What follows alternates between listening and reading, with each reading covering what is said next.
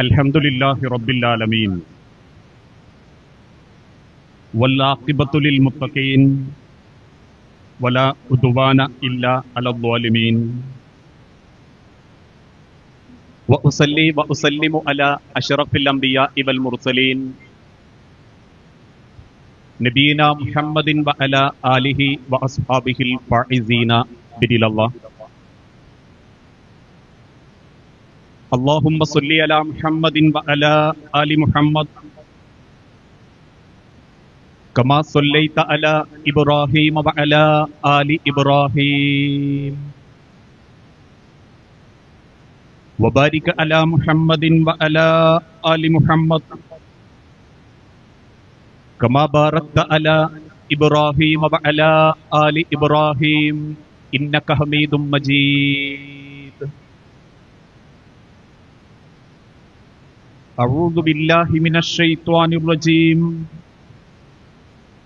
ബിസ്മില്ലാഹിർ റഹ്മാനിർ റഹീം.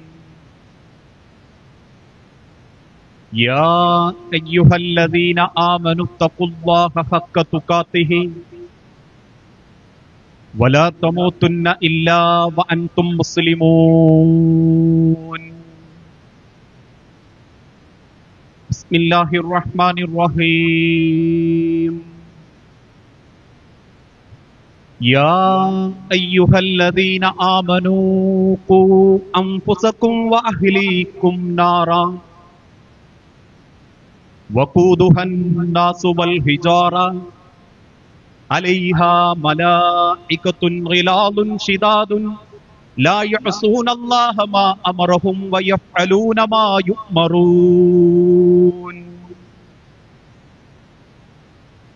റബ്ബി ഇശ്റഹ് ലി സദ്രി വയസ്സിർ ലി അംരി. സദസ്സിലിരിക്കുന്ന ഇസ്ലാഹിയ സ്കൂളിന്റെ മാനേജിംഗ് ട്രസ്റ്റി അംഗങ്ങളെ, സ്നേഹാദരണീയരായ പ്രധാനാധ്യാപകനടക്കമുള്ള സഹപ്രവർത്തകരെ, സ്നേഹനിധികളായ രക്ഷിതാക്കളെ, സഹോദരങ്ങളെ, സഹോദരിമാരെ, ഒരു വലിയ മാറ്റത്തിന് മനസ്സ് പ്രാർത്ഥിച്ചുകൊണ്ട് നമ്മുടെ കുടുംബം, നമ്മുടെ വ്യക്തിജീവിതം ഒന്ന് മാറ്റേണ്ടതുണ്ട് എന്ന ചിന്തയോടുകൂടി ആ മാറ്റം അള്ളാഹുവിനെ ഇഷ്ടപ്പെട്ട, അള്ളാഹുവിന്റെ അരികിലേക്കുള്ള മടക്കം എളുപ്പമാക്കുന്ന രീതിയിലാവണം എന്ന നിയ്യത്തോടെയാണ് ഇത്തരത്തിലുള്ള ഒരു പേരൻസ് മീറ്റിൽ കുടുംബവുമായി ബന്ധപ്പെട്ട വിഷയങ്ങൾ സംസാരിക്കാൻ നിശ്ചയിക്കപ്പെട്ടിട്ടുള്ളത്.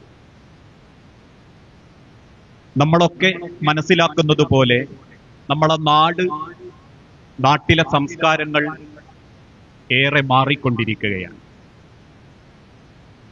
പണ്ടുകാലങ്ങളിലൊക്കെ അപൂർവ വാർത്തകളായി ദൂര സ്ഥലങ്ങളിൽ കേട്ടിരുന്ന പല കാര്യങ്ങളും നമ്മെപ്പോലും അമ്പരപ്പിച്ചുകൊണ്ട് നമ്മുടെ കുടുംബത്തിൽ, നമ്മളുടെ തൊട്ടടുത്ത് ഇന്ന് സർവ്വസാധാരണയായി കേട്ടുകൊണ്ടിരിക്കുകയാണ്. ഒരു ഭാഗത്ത് ശാസ്ത്രം വമ്പിച്ച കുതിച്ചുചാട്ടം നടത്തുമ്പോൾ മറ്റൊരു ഗ്രഹമായ ചൊവ്വയിൽ പോലും മനുഷ്യവാസയോഗ്യമാണോ എന്ന് പഠിക്കാനും ഇതര ഗ്രഹങ്ങളെക്കുറിച്ചും ആ ഗ്രഹങ്ങളെ ചുറ്റിക്കൊണ്ടിരിക്കുന്ന ഉപഗ്രഹങ്ങളെക്കുറിച്ചും ആ ലോകത്തുള്ള ചില കണ്ടുപിടുത്തങ്ങളെ കൊണ്ട് ഭൂമിയിലുള്ള അമ്പരപ്പിക്കുന്ന മാറ്റങ്ങളും പല രീതിയിലും നമ്മൾ കണ്ടുകൊണ്ടിരിക്കുന്നവരാണ്. പണ്ടുകാലത്തൊക്കെ ഒരു വിദേശത്ത് പോകുന്ന ചെറുപ്പക്കാരന്റെ ഏറ്റവും വലിയ സങ്കടം വീട്ടിക്ക് ഫോൺ വിളിക്കാൻ പറ്റൂല എന്നുള്ളതായിരുന്നു. 10-15 വർഷങ്ങൾക്ക് മുൻപ് വരെ 4-5 വീടുകൾക്കപ്പുറത്തുള്ള ഒരു പണക്കാരന്റെ വീട്ടിൽ വിദേശത്തുള്ള മകന്റെ ഫോൺ വിളി കാത്തിരുന്ന പല വൃദ്ധരായ മാതാപിതാക്കളും ഈ കൂട്ടത്തിലുണ്ട്. ഇന്ന് ആ രീതിയിൽ നിന്നു മാറി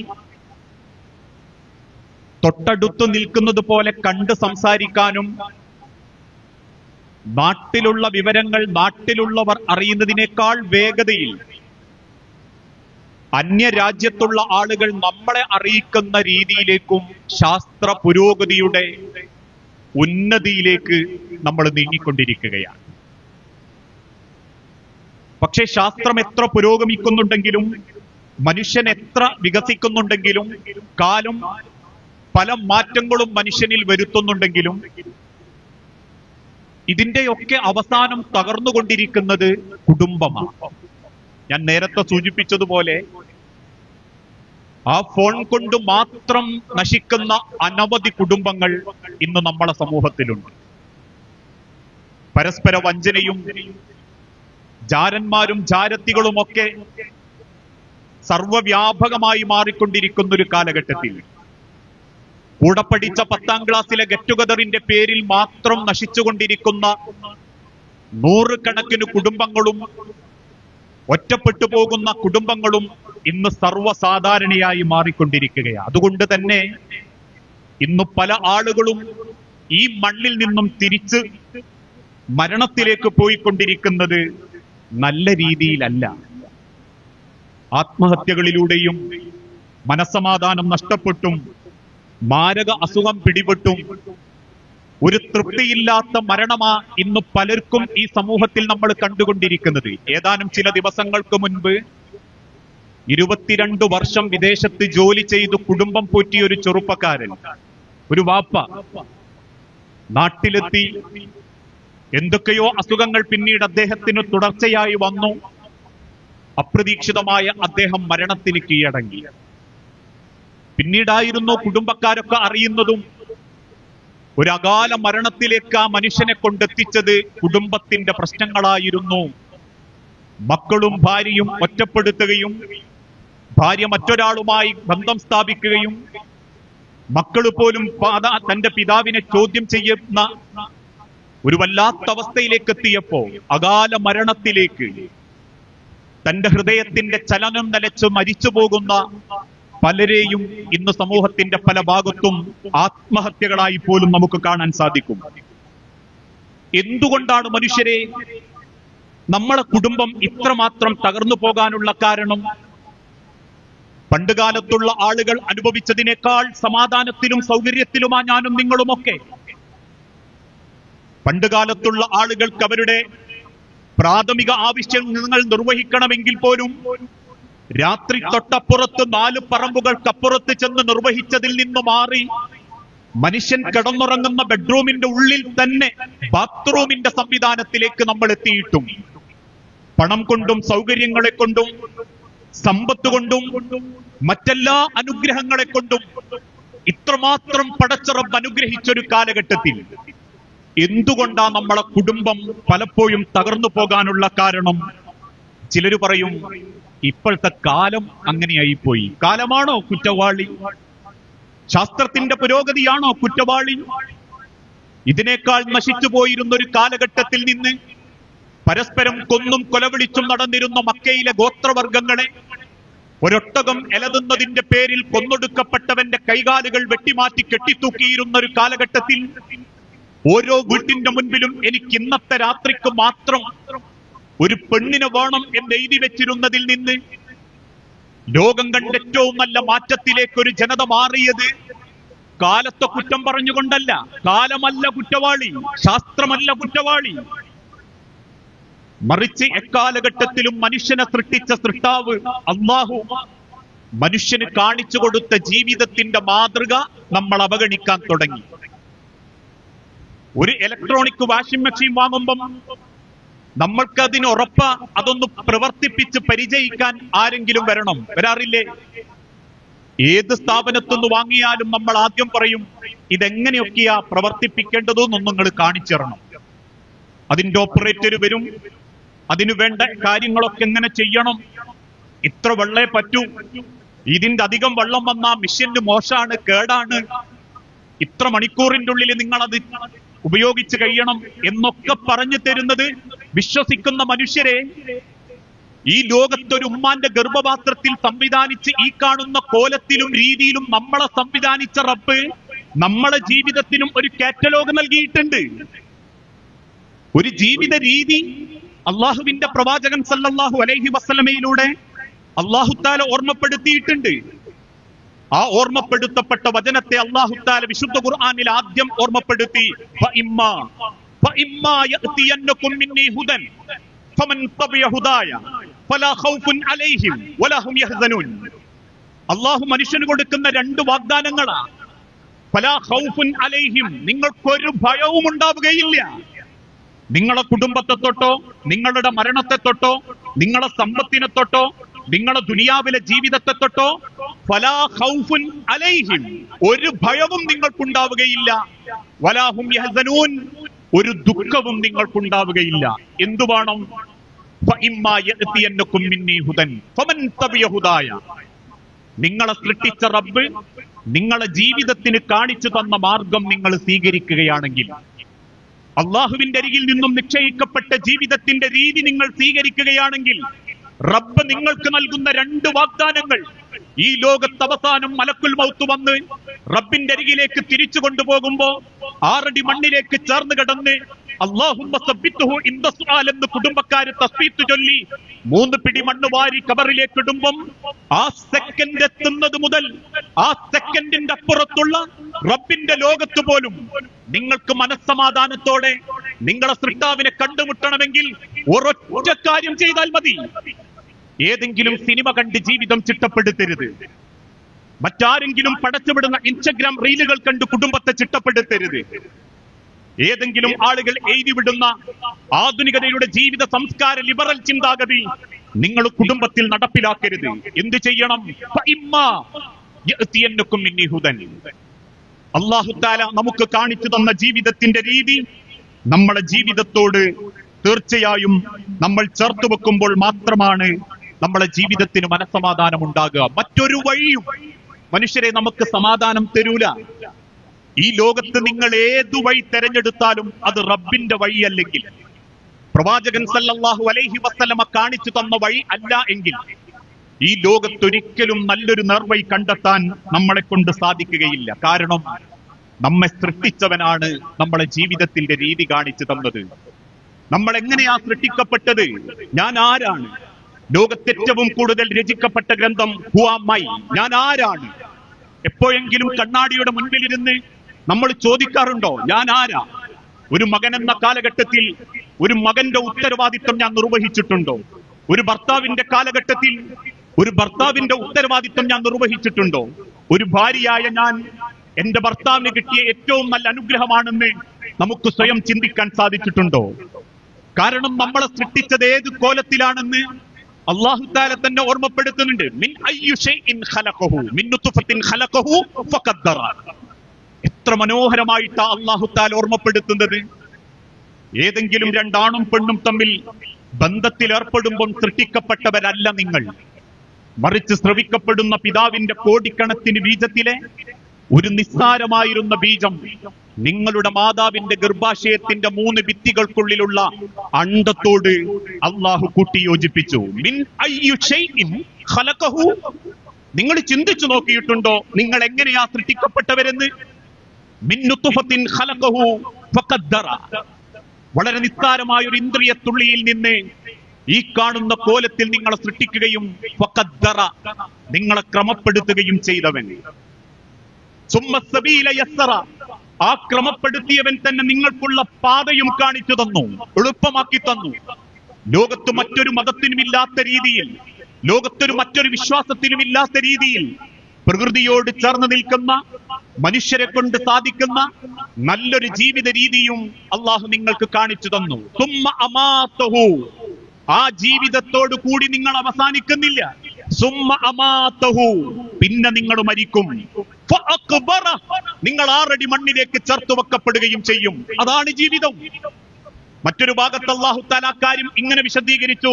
മിൻഹാ ഖലഖനാകും വഫീഹാ നുഈദുകും വമിൻഹാ നുഖ്രിജുകും താറത്തൻ ഉഖ്റ. നിങ്ങളെ ആ മണ്ണിൽ നിന്നാണ് ഞാൻ കൊണ്ടുവന്നതെങ്കിൽ വഫീഹാ നുഈദുകും, നിങ്ങൾ ആ മണ്ണിലേക്കാ മടങ്ങിക്കൊണ്ടിരിക്കുന്നത്. ഈ സദസ്സിന്റെ പല ഭാഗത്തും ഇരിക്കുന്ന പലരുടെയും തലനരച്ചിട്ടുണ്ട്. അർത്ഥം 6 അടി മണ്ണിലേക്കുള്ള യാത്ര ഏകദേശം അടുക്കാറായി തുടങ്ങി എന്നുള്ളതാ. അതല്ലെങ്കിൽ അതിനേക്കാൾ എളുപ്പത്തിൽ നമ്മൾ പലരും പറയാറില്ലേ, 10-20 കൊല്ലം അല്ലെ 10-50 കൊല്ലം ജീവിച്ചു, അതെന്നെ വലിയ കിട്ടലാന്ന്. ജീവിച്ചതല്ല, നിശ്ചയിക്കപ്പെട്ട 6 അടി മണ്ണിലേക്ക് 50 കൊല്ലം നമ്മൾ നടന്നു തീർത്തതാ.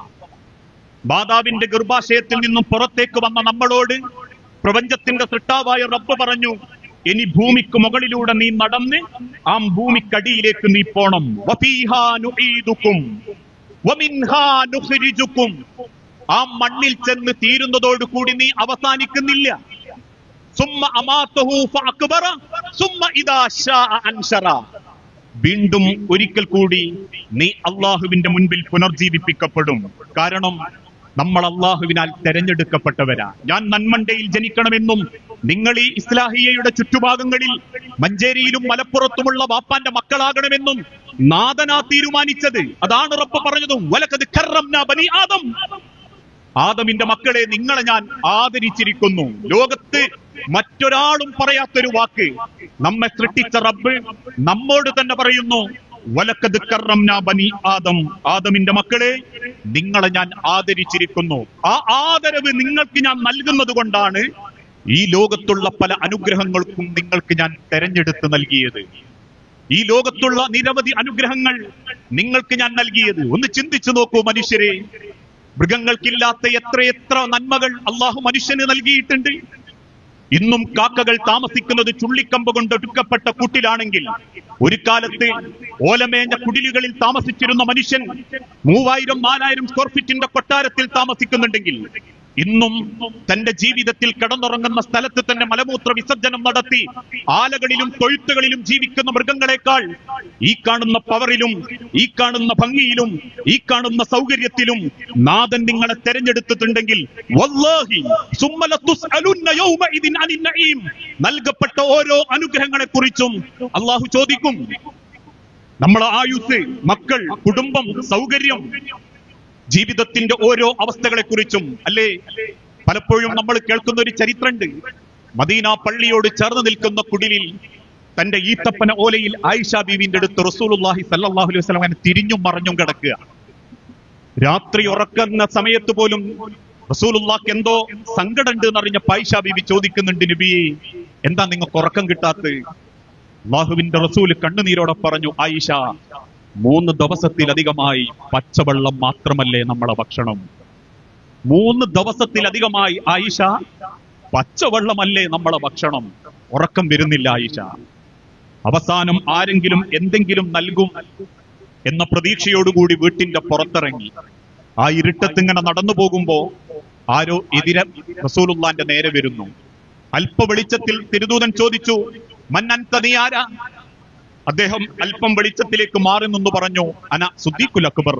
നബിയെ, ഞാൻ അബൂബക്കർ സിദ്ദീഖ. ഒരു കാലത്ത് ചോദിച്ച പണം കൊടുത്ത് ബിലാൽ റളിയല്ലാഹു അൻഹുവിനെയും ഖബ്ബാബിനെയും ശത്രുവിന്റെ അടിയിൽ ചെന്ന് മോചിപ്പിച്ചു കൊണ്ടുവന്ന അബൂബക്കർ സിദ്ദീഖ്. തിരുദൂതനിൽ വിശ്വസിച്ച് കൂടെ പോന്നിരുന്ന സഹാബത്തിനെ ശത്രുക്കൾ പട്ടിണിക്കിട്ടപ്പോ തന്റെ മുഴുവൻ സ്വത്തുക്കളും സമ്പത്തുകളും എടുത്ത് സഹാബത്തിന് ഭക്ഷണം കൊടുത്ത സിദ്ദീഖുൽ അക്ബർ ആ നട്ടപ്പാതിരെ നേരെ തിറങ്ങി നടക്കുന്നത് കണ്ടപ്പോ റസൂലുള്ള ചോദിച്ചു, എന്താ അബൂബക്കറെ ഈ സമയം? സിദ്ദീഖുൽ അക്ബർ കണ്ണുനീരോടെ പറഞ്ഞു, നബിയെ, പട്ടിണി കൊണ്ട് ഉറക്കാൻ വരുന്നില്ല നബിയെ. അവസാനം 2 പേരും മുൻപോട്ട് നടക്കുമ്പം വീണ്ടും ആരോ ഇരുട്ടത്ത് ചോദിച്ചു, ആരാ? വെളിച്ചത്തിലേക്ക് മാറി നിന്ന് പറഞ്ഞു, അന ഉമർ, ഞാൻ ഉമറാ നബിയെ. ഒരു കാലത്ത് മക്കയിലെ മണൽത്തരികൾ പോലും വിറപ്പിച്ചിരുന്ന ഉമർ ഇബ്നുൽ ഖത്താബ് 100 ചുവന്നൊട്ടകങ്ങൾക്ക് വേണ്ടി അള്ളാഹുവിന്റെ ഹബീബിന്റെ കഴുത്തറുക്കുമെന്ന് ഗർജിച്ചോടി വന്ന ഉമർ ഇബ്നുൽ ഖത്താബ് ഉമറങ്ങാനും ഒരു വഴിയിലേക്ക് ഇറങ്ങിയാൽ പിശാച് പോലും ആ വഴിയിൽ വരാൻ പേടിക്കുമെന്ന് അള്ളാഹുവിന്റെ റസൂലുള്ള വാഗ്ദാനം കൊടുത്ത ഉമർ ഇബ്നുൽ ഖത്താബ് യൂഫ്രട്ടീസ് നദിയുടെ തീരത്ത് ഒരൊട്ടക കുഞ്ഞങ്ങാനും വെള്ളം കിട്ടാതെ കരഞ്ഞാൽ ഞാൻ എന്റെ റബ്ബിനോട് എന്ത് ചോദിക്കുമെന്ന് കണ്ണുനീരോടെ കരഞ്ഞ ഉമർ ഇബ്നുൽ ഖത്താബ് റസൂലുള്ളാന്റെ മുൻപിലേക്ക് വന്നു നിന്ന് ചോദിച്ചു, നബിയെ, ഒരു കാരക്ക തരാനുണ്ടാവുമോ? പട്ടിണി കൊണ്ട് ഉറക്കം വരുന്നില്ല. 3 പേരും അല്പഭക്ഷണത്തിന് വേണ്ടി നടന്നു നീങ്ങുമ്പോ ഒരു ചെറിയ വിളക്ക് കത്തുന്ന കുടിലിന്റെ മുൻപിലെത്തി. 3 തവണ അള്ളാഹുവിന്റെ തിരുദൂതൻ സലാം പറഞ്ഞു. ആരും സലാം അടക്കുന്നില്ല. തിരിഞ്ഞു നടക്കുമ്പം വീട്ടിന്റെ അകത്തു നിന്നും വൃദ്ധനായ ഒരാൾ വന്നു പറഞ്ഞു, നബിയെ, ആളുണ്ട് വീട്ടിൽ, ആളുണ്ട് നബിയെ വീട്ടിൽ. റസൂലുള്ള ചോദിച്ചു, എന്തേ നീ സലാം അടക്കാത്ത? അദ്ദേഹം കണ്ണുനീരോടെ പറഞ്ഞു, എനിക്ക് ഉറപ്പാ റസൂലേ, നിങ്ങൾ ഭക്ഷണത്തിന് വന്നതാണെന്ന് എനിക്കറിയാം. ഈ വീട്ടിൽ ഭക്ഷണമില്ല നബിയെ, കറന്നെടുക്കാൻ പാകമായ ഒരു ആടിന്റെ പാല് കൊണ്ട് മാത്രം ജീവിക്കുന്നവരാ ഞങ്ങൾ. അള്ളാഹുവിന്റെ തിരുദൂതൻ ഒന്നും ശബ്ദിക്കാതെ തിരിഞ്ഞു നടക്കാൻ ഒരുങ്ങുമ്പോ ആ വീട്ടിലുള്ള വീട്ടുകാരി ഒരു കാരക്കയെടുത്ത് ആ മനുഷ്യന്റെ കയ്യിൽ കൊടുത്തിട്ട് പറഞ്ഞു, ഇത് നിങ്ങൾ റസൂലുള്ളാഹിക്ക് കൊടുക്കുക, ഈ വീട്ടിൽ ആകെയുള്ളതാണിത്. ആ കാരക്ക അള്ളാഹുവിന്റെ ഹബീബിന് ആ സ്വഹാബത്ത് കൊടുത്തപ്പോ 4-5 കഷണങ്ങളാക്കി ആ കാരക്ക ചീന്തി തന്റെ കൂടെ വന്ന സഹാബാക്കൾക്ക് കൊടുത്ത്, ഒരു കഷണം മകൾ ഫാത്തിമാക്കും, ഒരു കഷണം ആയിഷ ബീവിക്കും ഭൃത്യൻ അബ്ദുള്ളാന്റെ കയ്യിൽ കൊടുത്ത്, ബാക്കിയുള്ളൊരു നേർത്ത ചെറിയ കഷണം ആകാശത്തേക്ക് നോക്കി അള്ളാഹുവിന്റെ റസൂല് കരയുന്നത് കണ്ടപ്പം സഹാബത്ത് ചോദിച്ചു, എന്തിനാ നബിയെ സങ്കടം? ആ ആകാശത്തേക്ക് ചൂണ്ടിപ്പിടിച്ച കാരക്കയുടെ ചീടിലേക്ക് നോക്കി അള്ളാഹുവിന്റെ റസൂല് പറഞ്ഞൊരു വാക്കുണ്ട്, വല്ലാഹി അള്ളാഹുവാണേ സത്യം, ഈ കാരക്കയുടെ ചീളിനെ കുറിച്ച് പോലും അള്ളാഹു ചോദിക്കും. പ്രിയപ്പെട്ട മാതാക്കളെ, പിതാക്കളെ, ഈ ലോകത്ത് നിങ്ങൾക്ക് നൽകപ്പെട്ട അനുഗ്രഹങ്ങളുടെ കണക്കെടുക്കുക. നിങ്ങളുടെ ശൈശവത്തിൽ, നിങ്ങളുടെ കൗമാരത്തിൽ, നിങ്ങളുടെ യൗവനത്തിൽ, നിങ്ങളുടെ കുടുംബ ജീവിതത്തിൽ നിങ്ങൾ കഴിച്ച ഭക്ഷണം, നിങ്ങൾ ധരിച്ച വസ്ത്രം, നിങ്ങൾ താമസിക്കുന്ന വീട്, നിങ്ങൾ സഞ്ചരിക്കുന്ന വാഹനം, എന്തിന് 9 മാസം നൊന്ത് പെറ്റു എന്ന് അവകാശപ്പെടുന്ന നിങ്ങളുടെ മക്കള്, ആ മക്കൾക്ക് വേണ്ടി ജീവിച്ച സെക്കൻഡുകള്, വല്ലാഹി സുമ്മ ലതുസ്അലുന്ന യൗമഇദിൻ അനിൻ നഈം. ഓരോ കാര്യങ്ങളെ കുറിച്ചും നാളെ റബ്ബിന്റെ മുൻപിൽ ചോദ്യങ്ങളുണ്ട്. നൽകപ്പെട്ട ഓരോ അനുഗ്രഹങ്ങളെ കുറിച്ചും അള്ളാഹുവിന്റെ മുൻപിൽ നമ്മൾ മറുപടി പറയേണ്ടതുണ്ട്. എത്രത്തോളം എന്ന് ചോദിച്ചാൽ, കണ്ട കാഴ്ചകൾ, കേട്ട കഥകൾ, ഇതൊക്കെ റബ്ബിന്റെ അടുത്ത് ചോദ്യം ചെയ്യപ്പെടും. ഈ ഇരിക്കുന്ന 1-2 മണിക്കൂറുകൾ കേവലം ഇസ്ലാഹിയ സ്കൂളിന്റെ ഒരു പാരന്റ്സ് മീറ്റിൽ രക്ഷിതാക്കളെ നിർബന്ധത്തിന് വഴങ്ങി വന്നു എന്നത് മാത്രമാണെങ്കിൽ ഈ മണിക്കൂറുകൾ പോലും നിങ്ങൾക്ക് ചോദ്യം ചെയ്യപ്പെടും. ഇന്ന സമഅ വൽ ബസറ വൽ ഫുആദ കുല്ലു ഉലൈക കാന അൻഹു മസ്ഊല. ഇന്ന സമഅ, നീ എന്തൊക്കെ കണ്ടു? അല്ലാഹുവിന്റെ ദുനിയാവിൽ പ്രകൃതിയെ നീ കണ്ടോ? റബ്ബിന്റെ സൃഷ്ടിജാലങ്ങളെ പറ്റി നീ ചിന്തിച്ചോ? നിസ്സാരമായിരുന്ന ഒരു മുച്ചിങ്ങത്തണ്ടിൽ നിന്ന് ഒരു വലിയ തെങ്ങിന്റെ ഫലവൃക്ഷമാക്കി, ആ തെങ്ങിൽ 100 കണക്കിന് തേങ്ങകൾ ഉണ്ടാക്കി, അല്ലെങ്കിൽ സന്തോഷത്തോടുകൂടി അള്ളാഹുവിന്റെ പ്രകൃതിയിലെ ഓരോ കാര്യങ്ങളെ കുറിച്ചാണോ നീ കണ്ടത്? അല്ലെങ്കിൽ തോണ്ടിത്തീരുന്ന മൊബൈലിന്റെ ഇൻസ്റ്റഗ്രാം 30 സെക്കൻഡ് റീലുകളാണോ നീ കൂടുതൽ കണ്ടത്? അള്ളാഹുവിന്റെ വിശുദ്ധ ഖുർആനിന്റെ ആയത്തുകളിൽ 6000-ൽ പരം ആയത്തുകളെ പറ്റിയാണോ നീ കണ്ടത്, കേട്ടത്? അല്ലെങ്കിൽ ആധുനിക കാലഘട്ടത്തിൽ മക്കളെ പോലും ലഹരി പിടിപ്പിക്കുന്ന അർത്ഥമില്ലാത്ത തോന്നിവാസ പാട്ടുകളാണോ നീ കൂടുതൽ കേട്ടത്? വൽഫുആദ, നീ ചിന്തിച്ചു കൂട്ടിയത് ദുനിയാവിലെ സുഖ സൗകര്യങ്ങളെ കുറിച്ചാണോ? നിന്റെ സമ്പത്ത്, നിന്റെ വീട്, നിന്റെ കൊട്ടാരം, നിന്റെ വാഹനം, നിന്റെ മക്കള്, നിന്റെ സൗകര്യം എന്ന ആർത്തി പിടിച്ച ദുനിയാവിന്റെ ചിന്തയാണോ നീ കൂടുതൽ ചിന്തിച്ചത്? അല്ലെങ്കിൽ ലോകത്തെത്രയേറെ സമ്പാദിച്ചാലും ലോകം അടക്കി വാണിരുന്ന അലക്സാണ്ടർ ചക്രവർത്തി പോലും തന്റെ 34-ാമത്തെ വയസ്സിൽ വെറും കൈയോടെ അദ്ദേഹത്തിന്റെ മയ്യത്തിന്റെ കൈകാലുകൾ പുറത്തേക്ക് തൂക്കിയിട്ടു അന്നത്തെ ജനത. എന്നിട്ട് ആ ജനത ലോകം അടക്കി ഭരിക്കാൻ അലക്സാണ്ടർ ചക്രവർത്തിയുടെ കൂടെ നിന്നിരുന്ന പടയാളികളോട് പറഞ്ഞു, കൊന്നൊടുക്കിയിട്ടും വെട്ടിമാറ്റിയിട്ടും 100 രാജ്യങ്ങൾ കീഴടക്കിയിട്ടും അവസാനം ശവപ്പെട്ടിയിൽ കൊണ്ടുപോകുന്ന അലക്സാണ്ടർ ചക്രവർത്തിയുടെ കൈകളിൽ ഈ ലോകത്തിന്റെ ഒരു തരി മണ്ണ് പോലും ഇല്ലെന്ന് നിങ്ങളെ ബോധ്യപ്പെടുത്താനാ ആ കൈകൾ ശവപ്പെട്ടിയുടെ പുറത്തേക്ക് തൂക്കിയിട്ടതെന്ന് ലോകത്തെ ബോധ്യപ്പെടുത്തിയിട്ടുണ്ടെങ്കിൽ 3 വള്ളപ്പടവയിലും 5 വള്ളപ്പടവയിലുമല്ലാതെ ഈ ലോകത്തുനിന്ന് തിരിച്ചു പോകുന്ന ഒരു യാത്രയെ പറ്റി ചിന്തിച്ചു നോക്കിയിട്ടുണ്ടോ മനുഷ്യരെ? 6 അടി മണ്ണിലേക്ക് ചേർന്ന് കിടക്കുന്ന യാത്രയെക്കുറിച്ച് ഈ ലോകത്ത് നമ്മൾ എന്ത് ചിന്തിച്ചു, എന്ത് കണ്ടു, എന്ത് കേട്ടു എന്നതിനെ കുറിച്ചൊക്കെ അള്ളാഹു നാളെ ചോദ്യം ചെയ്യപ്പെടും. ആ അനുഗ്രഹങ്ങളിൽ അള്ളാഹു മനുഷ്യന് കൊടുക്കുന്ന ഏറ്റവും വലിയ അനുഗ്രഹമാണ് കുടുംബം. ആ കുടുംബത്തിന്റെ വിലയറിയണമെങ്കിൽ ഓരോ ബന്ധങ്ങളും നമ്മുടെ ജീവിതത്തിൽ നിന്ന് നഷ്ടപ്പെട്ടു പോകുന്നത് ഒരു വേദനയോടെ നമുക്ക് അറിയാൻ സാധിക്കും. ഈ ലോകത്ത് അള്ളാഹു മനുഷ്യന് നൽകുന്ന ഏത് ബന്ധങ്ങളും പവിത്രമാണ്. എന്റെ ജീവിതത്തിൽ അള്ളാഹു എനിക്ക് നൽകുന്നത് എത്ര ബന്ധങ്ങളുണ്ടോ അത് ഹലാലായ ഹക്കായ നിലക്ക് പടച്ചോൻ ചേർത്തി തന്നതാണെങ്കിൽ ഓരോ ബന്ധങ്ങളും എനിക്ക് പവിത്രമാണ്. ബന്ധങ്ങളൊക്കെ നമുക്ക് മനസ്സമാധാനം അറിയപ്പെടാന്നറിയോ? അത് നഷ്ടപ്പെടുമ്പോഴാണ്. ഒന്ന് വന്നോക്കാനും എന്തൊക്കെയാണ് വിശേഷം എന്ന് ചോദിക്കാനും സാരല്ല എന്ന് ആശ്വസിപ്പിക്കാനും ഒരു കുടുംബക്കാരൻ, എന്തിന് ഒരു വാപ്പെങ്കിലും ഇല്ലാണ്ടായി പോവുക എന്നുള്ളത് നഷ്ടപ്പെട്ടു പോകുമ്പോഴേ നമ്മൾ അതിന്റെ വിലയറിയും. ജ്യേഷ്ഠനും അനിയനും ഒക്കെ ഏതാനും ചില മാസങ്ങൾക്ക് മുൻപ് കുടുംബത്തിൽ ഒരു മരണം ഉണ്ടായപ്പോ എന്റെ വാപ്പ അങ്ങനെ ഒറ്റക്ക് കരയാ. അപ്പൊ ഞാൻ ചോദിച്ചു, എന്തിനാ വാപ്പ നിങ്ങൾ ഇങ്ങനെ സങ്കടപ്പെട്ട് കരയുന്നത്? എന്നോട് പറഞ്ഞ്, പടച്ചോൻ എന്റെ വയസ്സുള്ളവരെയൊക്കെ തൊട്ട് തുടങ്ങിയിട്ടുണ്ട്. പടച്ചോൻ എന്റെ വയസ്സുള്ളവരെയൊക്കെ തൊട്ട് തുടങ്ങിയിട്ടുണ്ട്. അതിനർത്ഥം ഇനി പോകാനൊക്കെ ഒന്ന് റെഡിയായി നിന്നോന്നാണ് പടച്ചോന്റെ ആ ഒരു സൂചിപ്പിക്കല്. നമ്മളങ്ങനെ ചിന്തിക്കാറുണ്ടോ? നമ്മളെ പ്രായമുള്ളവനും പ്രായം കുറവുള്ളവനും ഒക്കെ പെട്ടെന്ന് മരിക്കുമ്പോൾ നമ്മളെന്താ ചിന്തിക്കുക? പടച്ചോനെ കെട്ടിക്കാനുണ്ട് മക്കള്, അല്ലെങ്കിൽ ഓളിപ്പം ചെറുപ്പക്കാരിയ, മക്കള് എത്തിമക്കളായി പോയി. അല്ല, പടച്ചോൻ ഓരോരുത്തരെയും തൊട്ട് തൊട്ട് വരുന്നുണ്ട്. ആ തൊട്ടത് നമ്മളെയാണെങ്കിൽ നാളെ പടച്ചോന്റെ ഈ ദുനിയാവിൽ നമ്മൾ ഉണ്ടാവൂല. നമ്മൾ ഇല്ലാതായതിന്റെ പേരിൽ ഈ ലോകത്തിനൊരു ചുക്കും സംഭവിക്കാനില്ല. നമ്മൾ ഇല്ലാതായതിന്റെ പേരിൽ സൂര്യൻ ഉദിക്കാതിരിക്കുവോ? മഴ പെയ്യാതിരിക്കുവോ?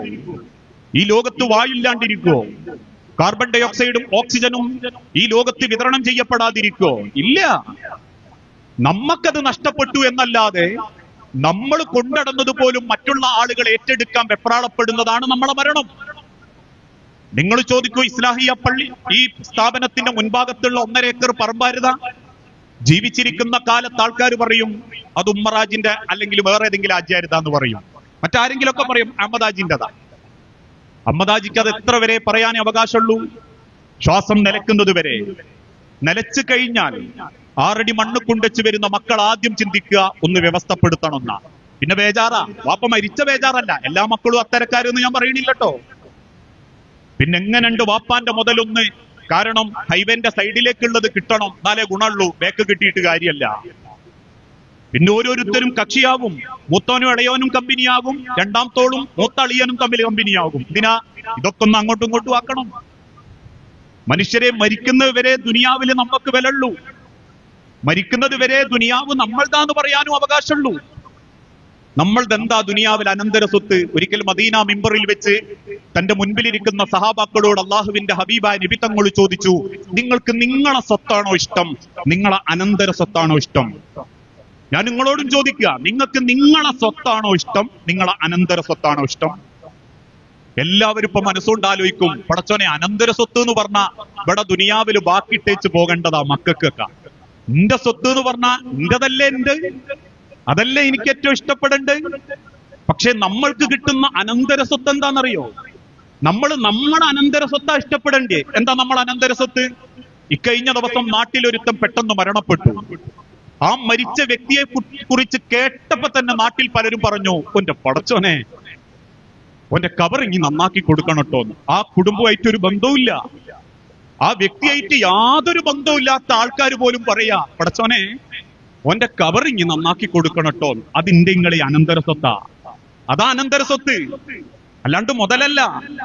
ഈ ദുനിയാവിൽ ജീവിച്ച കാലം കൊണ്ട് നമ്മളെ സ്വഭാവം കൊണ്ടും കുടുംബ ബന്ധം കൊണ്ടും ചേർന്ന് നിന്നത് കൊണ്ടും നാളെ നമ്മൾ മരിച്ചു പോകുമ്പോ നമ്മളെ അറിയുന്ന ഒരാൾ നെഞ്ചു തുറന്ന് പടച്ചോനോട് പറയാ, പടച്ചോനെ അയാളെ കബറിങ്ങി നന്നാക്കി കൊടുക്കണേ റബ്ബേ എന്ന് പറയുന്നുണ്ടെങ്കിൽ അത് നിങ്ങൾക്ക് കിട്ടുന്ന അനന്തര സ്വത്താ. അത് സമ്പാദിക്കണം. ജീവിച്ചിരിക്കുന്ന കാലത്ത് അതിനെ ഗുണുള്ളൂ. മരിച്ചാലും ആളുകളുടെ നാവുകളിൽ നമ്മൾ ഓർമ്മയിൽ ഉണ്ടാവണം, പ്രാർത്ഥനയിൽ ഉണ്ടാവണം. പക്ഷെ ഇന്ന് ആളുകൾക്ക് ബന്ധങ്ങൾ വേണ്ട. നമുക്ക് ഓരോന്നും നഷ്ടപ്പെടുമ്പോഴാ നമ്മൾ അതിന്റെ വിലയറിയാം. എന്റെ ഒരു അനുഭവം കഴിഞ്ഞ ദിവസം പറഞ്ഞിട്ടുണ്ട്.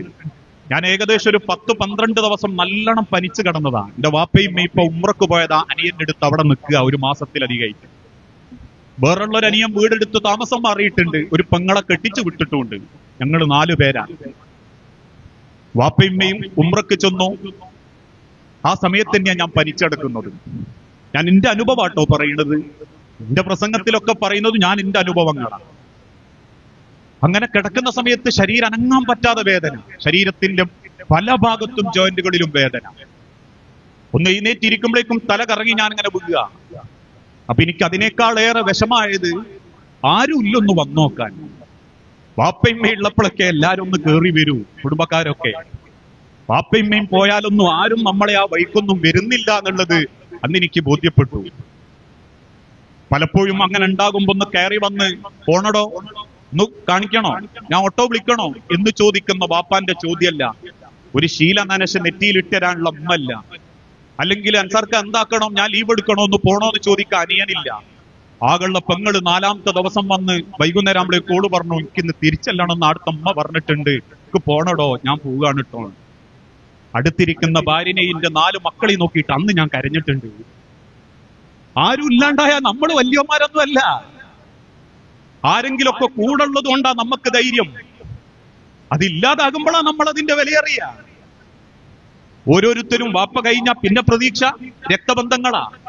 പക്ഷെ വാപ്പ കഴിഞ്ഞാ പിന്നെ ഏട്ടനും അനിയനും തമ്മിൽ പിണക്ക, വാപ്പാന്റെ മുതലിന്റെ പേരില്, അല്ലെങ്കിൽ ഭാര്യമാരൊക്കണില്ല.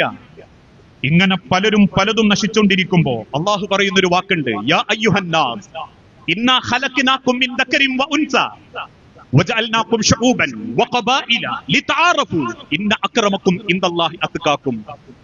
നിങ്ങളെ അള്ളാഹു വ്യത്യസ്ത ഗോത്രത്തിലും കുടുംബത്തിലും ജനിപ്പിക്കാനുള്ള കാരണം എന്താണെന്നറിയോ? നിങ്ങളിൽ ചിലർ ആ ഗോത്രത്തിന്റെയും പണത്തിന്റെയും പവറും പത്രാസും കാണിച്ച് ജീവിക്കാൻ വേണ്ടിയിട്ടല്ല.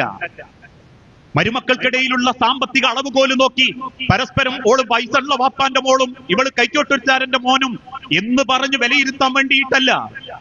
എത്രയേറെ പണമുണ്ടായിട്ടും സംസ്കാരമില്ലാത്ത കുടുംബമുണ്ട്, പണമുണ്ടായിട്ടും സംസ്കാരമുള്ള കുടുംബമുണ്ട്.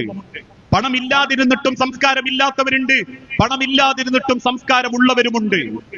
ജനങ്ങളിൽ അള്ളാഹു ഇഷ്ടപ്പെടുന്നവരാരാ? പേരുകെട്ട തറവാട്ടിലെ വാപ്പാന്റെ പൈസക്കാരന്റെ മക്കൾ നല്ല. ഇന്ന അക്രമക്കും ഇൻദല്ലാഹി അത്ഖാകും. നിങ്ങളിൽ ഏറ്റവും നല്ലവർ അള്ളാഹു നൽകുന്ന ബന്ധങ്ങളെ അതിന്റെ പവിത്രതയോടെ കൊണ്ടു നടക്കുന്നവരെയാണ്. അള്ളാഹ് നൽകുന്ന ബന്ധങ്ങളെ, ഏത് ബന്ധവും, അതെനിക്ക് എന്റെ കുടുംബാവട്ടെ, എന്റെ ഭാര്യ കുടുംബാവട്ടെ, എന്റെ വാപ്പ കുടുംബാവട്ടെ, ഉമ്മ കുടുംബാവട്ടെ, ഏത് ബന്ധങ്ങളെയും ആ സ്നേഹത്ത് കൊണ്ടടക്കുന്നവരെയാ അള്ളാഹ്ക്ക് ഇഷ്ടം. കാരണം പടച്ചോൻ ഏൽപ്പിച്ചു തന്ന ബന്ധാണത്. നമ്മൾ ആരാവണം, എവിടെയാവണം എന്നൊക്കെ. ചില ഭർത്താക്കന്മാരൊക്കെ ഭാര്യമാരോട് പറയുന്നത് കാണാ, എനക്ക് മുൻപ് ഞാൻ പാണ്ടിക്കാട് ഒരുത്തീനെ കണ്ടിരുന്നു, എനിക്ക് അതതിന് മനസ്സിലുള്ളു, പടച്ചോൻ എന്താക്കാനാ? അങ്ങനെ പറയണ്ട, നിങ്ങളെ വാര്യല്ലിൽ ഓളെ എഴുതി വെച്ചതുകൊണ്ടാ. ഇനി നിങ്ങൾ പാണ്ടിക്കാടല്ല, ദുനിയാവിൽ മൊത്തം 150 എണ്ണത്തിന് കണ്ടാലും ഓളെ വാര്യല്ലിൽ നിങ്ങളെങ്കിൽ, നിങ്ങളെ വാര്യല്ലിൽ ഓളെ പേരാ പടച്ചോൻ എഴുതിയതെങ്കിൽ അത് അവിടെ തന്നെ എത്തും. ആ ചിന്തയാ ബന്ധം. ഞാൻ എന്റെ ഭാര്യനെ, എന്റെ ഉമ്മാനെ, എന്റെ വാപ്പാനെ, എന്റെ ഏട്ടനെ സ്നേഹിക്കുന്നത് ദുനിയാവിലൊന്നും കിട്ടാനല്ല. നാളെ പടച്ചോന്റെ മുൻപിൽ നിർത്തി അള്ള ചോദ്യം ചെയ്യുമ്പം ഒരു ബന്ധങ്ങളോടും അനീതി കാണിച്ചവരായി പടച്ചോൻ എന്നെ ചിന്തിക്കാതിരിക്കാനാ. മദീന പള്ളിയിൽ വലിയൊരു ചർച്ച നടന്നുകൊണ്ടിരിക്കുന്ന നബി സല്ലല്ലാഹു അലൈഹി വസല്ലമ ആ ചർച്ച ഏൽപ്പിക്കുന്നത് പിൻഭാഗത്തിരിക്കുന്ന അബ്ദുറഹ്മാൻ ബിൻ ഔഫ് റളിയല്ലാഹു അൻഹുവിനെയാണ്. അബ്ദുറഹ്മാൻ ബിൻ ഔഫിനെ റളിയല്ലാഹു അൻഹു റസൂലുള്ളാഹി സ്വല്ലല്ലാഹു അലൈഹി വസല്ലം അത് ഏൽപ്പിച്ചു. അപ്പൊ അബ്ദുറഹ്മാന് തന്നെ വലിയൊരു സന്തോഷം. ഇക്കണ്ട ഇത്രയും സഹാബാക്കളുടെന്ന് അള്ളാന്റെ ഹബീബ് ഇന്നെയാണല്ലോ അത് ഏൽപ്പിച്ചത് എന്നുള്ള സന്തോഷത്തിൽ അദ്ദേഹം ഒന്ന് എഴുന്നേറ്റ് നിന്ന് ചോദിച്ചു, നബിയെ, നിങ്ങൾക്ക് മനുഷ്യരിൽ ആരോടാ ഏറ്റവും ഇഷ്ടം ഈ ജനങ്ങളിൽ? സഹാബാക്കളൊക്കെ കരുതിയത് അള്ളാഹുവിന്റെ ഹബീബ് അബ്ദുറഹ്മാൻ റളിയല്ലാഹു അൻഹുവിന്റെ പേര് പറയുന്ന. പക്ഷെ റസൂലുള്ള പുഞ്ചിരിയോടെ പറഞ്ഞ, അബ്ദുറഹ്മാനെ, നീ അടക്കം ആര് ഈ കൂട്ടത്തിലുണ്ടെങ്കിലും എനിക്ക് ഏറ്റവും ഇഷ്ടം എന്റെ ആയിഷാനെ കേട്ടോ. ചോദ്യം അള്ളാഹുവിന്റെ റസൂല് തെറ്റിദ്ധരിച്ചോന്ന സങ്കടത്താൽ വീണ്ടും അബ്ദുറഹ്മാൻ റളിയല്ലാഹു അൻഹു ചോദിച്ചു, റസൂലെ, ഞാൻ അതല്ല ഉദ്ദേശിച്ച്, ഈ ആണുങ്ങളെ കൂട്ടത്തിൽ നിങ്ങൾക്ക് ആരോടാ ഇഷ്ടം? എല്ലാ സഹാബാക്കളും റസൂലുള്ളാന്റെ മുഖത്തേക്ക് നോക്കി നിൽക്കുമ്പോ വലതുഭാഗത്ത് തലകുനിച്ചിരിക്കുന്ന സിദ്ദീഖുൽ അക്ബർ റളിയല്ലാഹു അൻഹുവിന്റെ പുറത്ത് പതുക്കെ 2 തട്ട് തട്ടിയിട്ട് റസൂലുള്ള പറയും, ആയിഷ കഴിഞ്ഞാൽ എനിക്ക് ഏറ്റവും ഇഷ്ടം എന്റെ ആയിഷാന്റെ വാപ്പ അബൂബക്കറിനെ. നോക്കൂ നിങ്ങൾ, റസൂലുള്ള കൊടുക്കുന്ന ബന്ധങ്ങളെ ഒരു സ്ഥാനം. ഇന്ന് അതേ ഇസ്ലാമിൽ ഏട്ടൻ അനിയനെ കണ്ടൂടാ, അനിയൻ ഏട്ടനെ കണ്ടൂടാ, ഏട്ടന്റെ ഒക്കെ അനിയന്റെ ഓളെ കണ്ടൂടാ, അനിയന്റെ ഒക്കെ ഏട്ടന്റെ ഓളെ കണ്ടൂടാ, ആങ്ങളന്റെ ഒക്കെ നാത്തൂമാരെ കണ്ടൂടാ, നാത്തൂമാർക്ക് ആങ്ങളന്റെ ഓളെ കണ്ണെടുത്താ കണ്ടൂടാ. എല്ലാരും 5 വക്ത് നിസ്കരിക്കുന്നുണ്ട്, പറ്റെങ്കിൽ അടുത്ത് ഉംറക്കും പോകുന്നുണ്ട്, നാട്ടിലെ സർവ്വ ഖുർആൻ ക്ലാസ്സിലും പോകുന്നുണ്ട്. എന്തിനാ മനുഷ്യരെ? ഏത് ബന്ധങ്ങളെയും നിങ്ങൾ ആലോചിച്ചു നോക്കൂ. മനോഹരമായി പരസ്പരം സ്നേഹിച്ച മുൻഗാമികളുടെ ഒരു കാലഘട്ടം നമ്മളെ നാട്ടിലുണ്ടായിരുന്നു. രക്തബന്ധങ്ങളല്ലെങ്കിൽ പോലും സ്നേഹിച്ചവര്, രക്തബന്ധമല്ല എന്നിട്ടും സ്നേഹിച്ചവര് ഐക്യത്തോടെ. എന്റെ നാട്ടിലുള്ള എന്റെ വല്യമ്മാന്റെ ഒരു കഥ പറയാറുണ്ട്. അയൽപ്പക്കത്തുള്ള മറ്റൊരു വല്യമ്മാന്റെ മോൻ, ഒരു ആമിൻ താത്തയും എന്റെ വല്യമ്മ കുഞ്ഞായിഷ് താത്തയായിരുന്നു എന്നാ. ഇവര് രണ്ടാളായിരുന്നു ഞാറിടാൻ പോവുക. ഇവര് രണ്ടാളായിരുന്നു ഒരുമിച്ച് ഭക്ഷണം കഴിക്കുക. ഒരു ദിവസം വറുതിയുടെയും സങ്കടത്തിന്റെയും ആ കാലത്ത് ആമിൻ താത്ത ഒരു ദിവസം വീട്ടിന്റെ മുറ്റത്ത് വന്ന് കരഞ്ഞൂന്നാ. ഉറക്ക കരയുന്ന ആമിനാനെ ചേർത്ത് നിർത്തിയിട്ട് വല്യമ്മ ചോദിച്ചോലെ, എന്തിനാ ആമിനോ ഇനി നിലവിളിക്കുന്നത്? ആമിൻ താത്ത പറഞ്ഞ പോലെ, എന്റെ 2 ആൺകുട്ടികളും പട്ടിണി എഴുന്ന് നിലവിളിക്കുക. എന്തെങ്കിലും ഉണ്ടെങ്കിൽ ഇങ്ങി തരണം. ആ കാലഘട്ടത്തില് ഈ നെല്ല് കൊയ്തെടുത്തതിന് ശേഷം അത് ഇടിച്ചു കൊടുത്ത അതിന്റെ ഒരു ഉമി എന്ന് പറയുന്ന കോലത്തിൽ തവിട് കിട്ടുകയായിരുന്നു. അതിൽ പഞ്ചസാര ഇട്ട് തിന്നലാണോ അല്ലെ, നമുക്കൊന്നും അതറിയൂലട്ടോ. ആ തവിട് ആകെയുള്ള കുറച്ചെടുത്ത് കൊടുക്കും ബാമിന് അതേയായിട്ട് ഓടുകയാണ്. അത് മക്കൾക്ക് വെള്ളത്തിൽ കലക്കി കൊടുത്ത് അല്ലെങ്കിൽ ചൂടാക്കി കൊടുത്ത് മക്കളെ കുടിപ്പിച്ച് ഇതേപോലെ ഒരിക്കല് വല്യമ്മ ചെന്നിട്ടും ആമിൻ ഖാന്റെ മുന്നിന്ന് കരയുമ്പം ആ വീട്ടിലുള്ള കുത്തരി എടുത്തു കൊടുത്ത് സ്വന്തം വാപ്പാക്കും വാപ്പന്റെ ഏട്ടനും അനിയനും ഒക്കെ കൊടുത്ത കഥ ജീവിച്ചിരിക്കുന്ന കാലത്ത് വല്യമ്മ പറഞ്ഞ് കരയുന്നുണ്ട്. ഞാൻ പലപ്പോഴും ചിന്തിച്ചിട്ടുണ്ട്, എന്റെ വല്യമ്മയൊക്കെ ഏറ്റവും കൂടുതൽ കരയുന്നത് ഞാൻ കണ്ടത് ആമിൻ താത്ത മരിക്കുമ്പോഴൊക്കെയാണ്. അതിന്റെ ഇടയ്ക്ക് സ്വന്തം മകൻ ഒരുത്തൻ ആക്സിഡന്റിൽ മരിച്ചതിനേക്കാൾ കൂടുതൽ. കാരണം ആ ഒരു ബന്ധായിരുന്നു അന്ന്. ഇന്ന് ഞാൻ പറയാറുണ്ട്, തൊട്ടപ്പുറത്തുള്ള സൂക്കേടായി കിടന്ന് നമ്മൾ അറിയുന്നത് ഓനൊരു 4 ദിവസം മഞ്ചേരി ഹോസ്പിറ്റലിൽ കിടന്ന് തിരിച്ച് ഓന്റെ വീട്ടിൽ വരുമ്പോ അയൽപ്പക്കത്തുള്ള കുടുംബക്കാരനെ കാണാൻ ആരോ ഒരാൾ ഓട്ടോറിക്ഷയും വിളിച്ച് നമ്മളെ വീട്ടിന്റെ ഗേറ്റിലൊന്നും വയ്ക്കും ആ സുഖല്ലാണ്ട് കിടന്ന അയമക്കാന്റെ വീട് ഏതായിരുന്നു. നമ്മൾ പറയാം അയമന്റെ വീട് അതാണ്, സുഖല്ലായിനോ, ഞാൻ അറിഞ്ഞില്ല കേട്ടോ. അത്രേ ഉള്ളൂ ബന്ധങ്ങൾ കുടുംബത്തിൽ, സ്വന്തം ചോരകളിൽ. അതുകൊണ്ട് തന്നെ ബന്ധങ്ങളുടെ മഹത്വം തിരിച്ചറിയാതെ ഓരോ കാലഘട്ടത്തിലും അന്നത്തെ കല്യാണങ്ങളും അന്നത്തെ വീട്ടുകൂടലുകളും ഒക്കെ ഞാനൊക്കെ പറയാറുണ്ട്, കാരണവന്മാര് 4 ആള് മുമ്പിൽ ഇരുന്നിട്ട് പറയാനും നിയന്ത്രിക്കാനും അന്നുണ്ടായിരുന്നു എന്നാ. ഞാൻ കാരണവന്മാരെ കുറ്റം പറയല്ലോ. അന്ന് ഓരോരുത്തർക്കും പേടിയായിരുന്നു. കല്യാണത്തിൽ എന്തെങ്കിലും ഒന്നും ഇല്ലാത്തത് കൊണ്ടുവരുമ്പോ അല്ലാ മൂത്താപ്പ മുമ്പിൽ ഇരിക്കുന്നുണ്ട്, അത് വേണ്ട.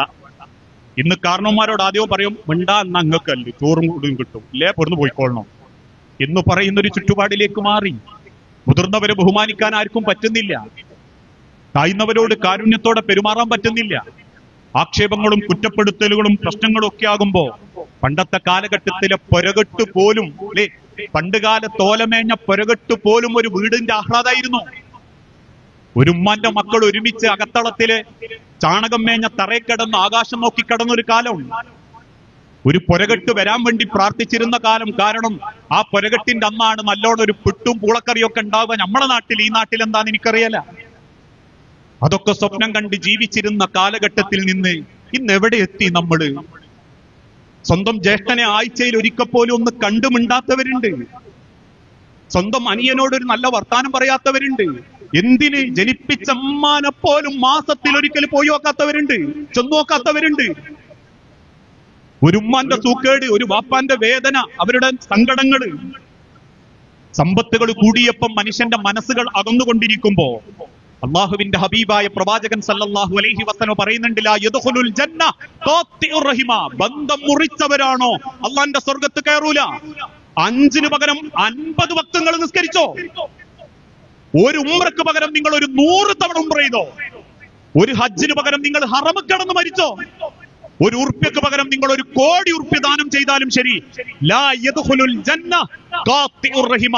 അല്ലാഹു വിശ്വസിച്ചേൽപ്പിച്ച ബന്ധങ്ങളോട് നീതിയും ന്യായവും കാണിച്ച് ചേർന്ന് നിന്നിട്ടല്ല എങ്കിൽ ഓരോരുത്തന്റെ നിസ്കാരത്തായം കൊണ്ടും ഓരോറ്റമ്മാന്റെ ഖുർആൻ ഒത്തുകൊണ്ടും പടച്ചോന്റെ മണ്ണ് കിടക്കുമ്പോ ഒരു സമാധാനം കിട്ടൂല.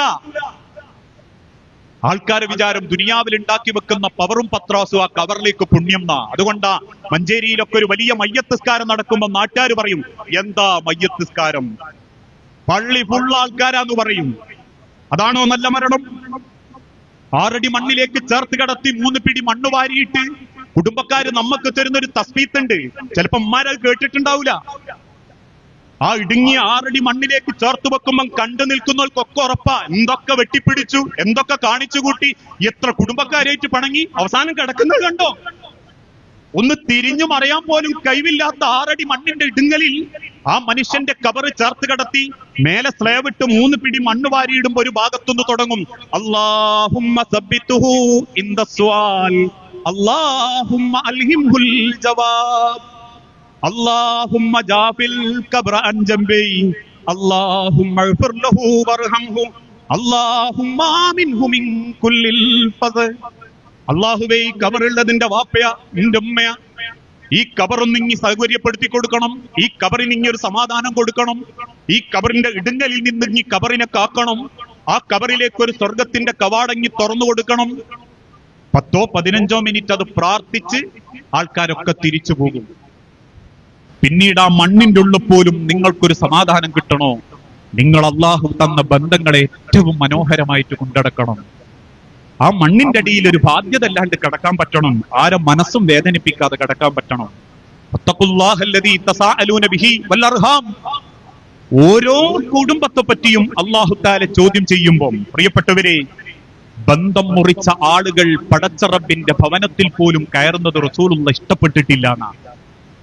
മദീന പള്ളിയിലേക്ക് നിസ്കാരത്തിന് എഴുന്നേറ്റ് നിന്ന അള്ളാഹുവിന്റെ ഹബീബ് ഇബ്നു മസ്ഊദ് റളിയല്ലാഹു അൻഹുവിനോട് പറഞ്ഞു, ഇബ്നു മസ്ഊദേ, താങ്കൾ അതങ്ങ് വിളിച്ചു പറഞ്ഞേക്ക്. ഇബ്നു മസ്ഊദ് റളിയല്ലാഹു അൻഹു എഴുന്നേറ്റ് നിന്ന് സഹാബത്തിന്റെ മുഖത്തോക്കി പറഞ്ഞു, ഈ കൂട്ടത്തിൽ കുടുംബ ബന്ധം മുറിച്ചവരുണ്ടെങ്കിൽ അള്ളാഹുവിന്റെ ഭവനത്തിൽ നിന്നും മാറി നിൽക്കട്ടെ. ഈ പള്ളിയിൽ ഈ ക്ലാസ് കഴിഞ്ഞ് നിസ്കരിക്കാൻ എഴുന്നേറ്റിക്കുമ്പോ ഞാൻ മുമ്പെന്ന് പറയാ, കുടുംബ ബന്ധം മുറിച്ചവര് ആരുമായിട്ട്? സ്നേഹത്തിൽ നിൽക്കുന്ന കുടുംബക്കാരുമായിട്ടല്ല. മകള് കെട്ടിയ വീട്ടുകാരും മോൻ കെട്ടിയ വീട്ടുകാരും, മൂത്താപ്പ, എളാപ്പ, അമ്മോന്, മാമന്, അമ്മായി, മാമി, എളേമ, നാത്തൂന്, അമ്മായി, ദുനിയാവില് ചെറിയ ചെറിയ കാരണത്തിന്റെ പേരിൽ മുഖം വീർപ്പിച്ച് ഈഗോ കാണിച്ച് മനസ്സിന്റെ ആരോഗ്യം വെച്ച് ഞങ്ങളത്ര യോഗ്യല്ല, ഞാനത്ര പണക്കിലാണ്, എന്നുണ്ടല്ലായിട്ട് പോക്കും വരവൊന്നുമില്ല എന്ന് പറയുന്ന ഒരാളുണ്ടെങ്കിൽ ജമാഅത്ത് നിസ്കരിക്കാൻ ഈ പള്ളി കയറരുതെന്ന് പറഞ്ഞ ഞാൻ കേറുമെന്ന് പറയാൻ ധൈര്യമുള്ളവരുണ്ടെങ്കിൽ അവരാ മുഅ്മിനീങ്ങള്. അവരെ നമസ്കാരത്തിന് നോമ്പിനും അവല. അള്ളാഹുവിന്റെ ഹബീബിന്റെ സഹാബത്ത് അത് പറഞ്ഞപ്പം പിൻഭാഗത്തുനിന്ന് ഒരു ചെറുപ്പക്കാരൻ ഇറങ്ങിപ്പോയി. റസൂലുള്ളാഹി പുഞ്ചിരിച്ചു. കാരണം റസൂലുള്ളാഹിക്ക് അറിയാം അവന്റെ പാപ്പാന്റെ പെങ്ങളോട് പണക്കിലാണ്. അല്പസമയത്തിന് ശേഷം ആ സ്വഹാബി തിരിച്ചു വന്നപ്പോ റസൂലുള്ളാഹി ചോദിച്ചു, എന്തേ നീ ആ ബന്ധം നന്നാക്കിയോ? നന്നാക്കി നബിയേ. ഞാൻ എന്റെ അമ്മായി അഥവാ പാപ്പാന്റെ പെങ്ങളെ അരികിൽ ചെന്നു, ഞാൻ ആ കൈ പിടിച്ചു സലാം പറഞ്ഞു, മാപ്പ് പറഞ്ഞു നബിയേ.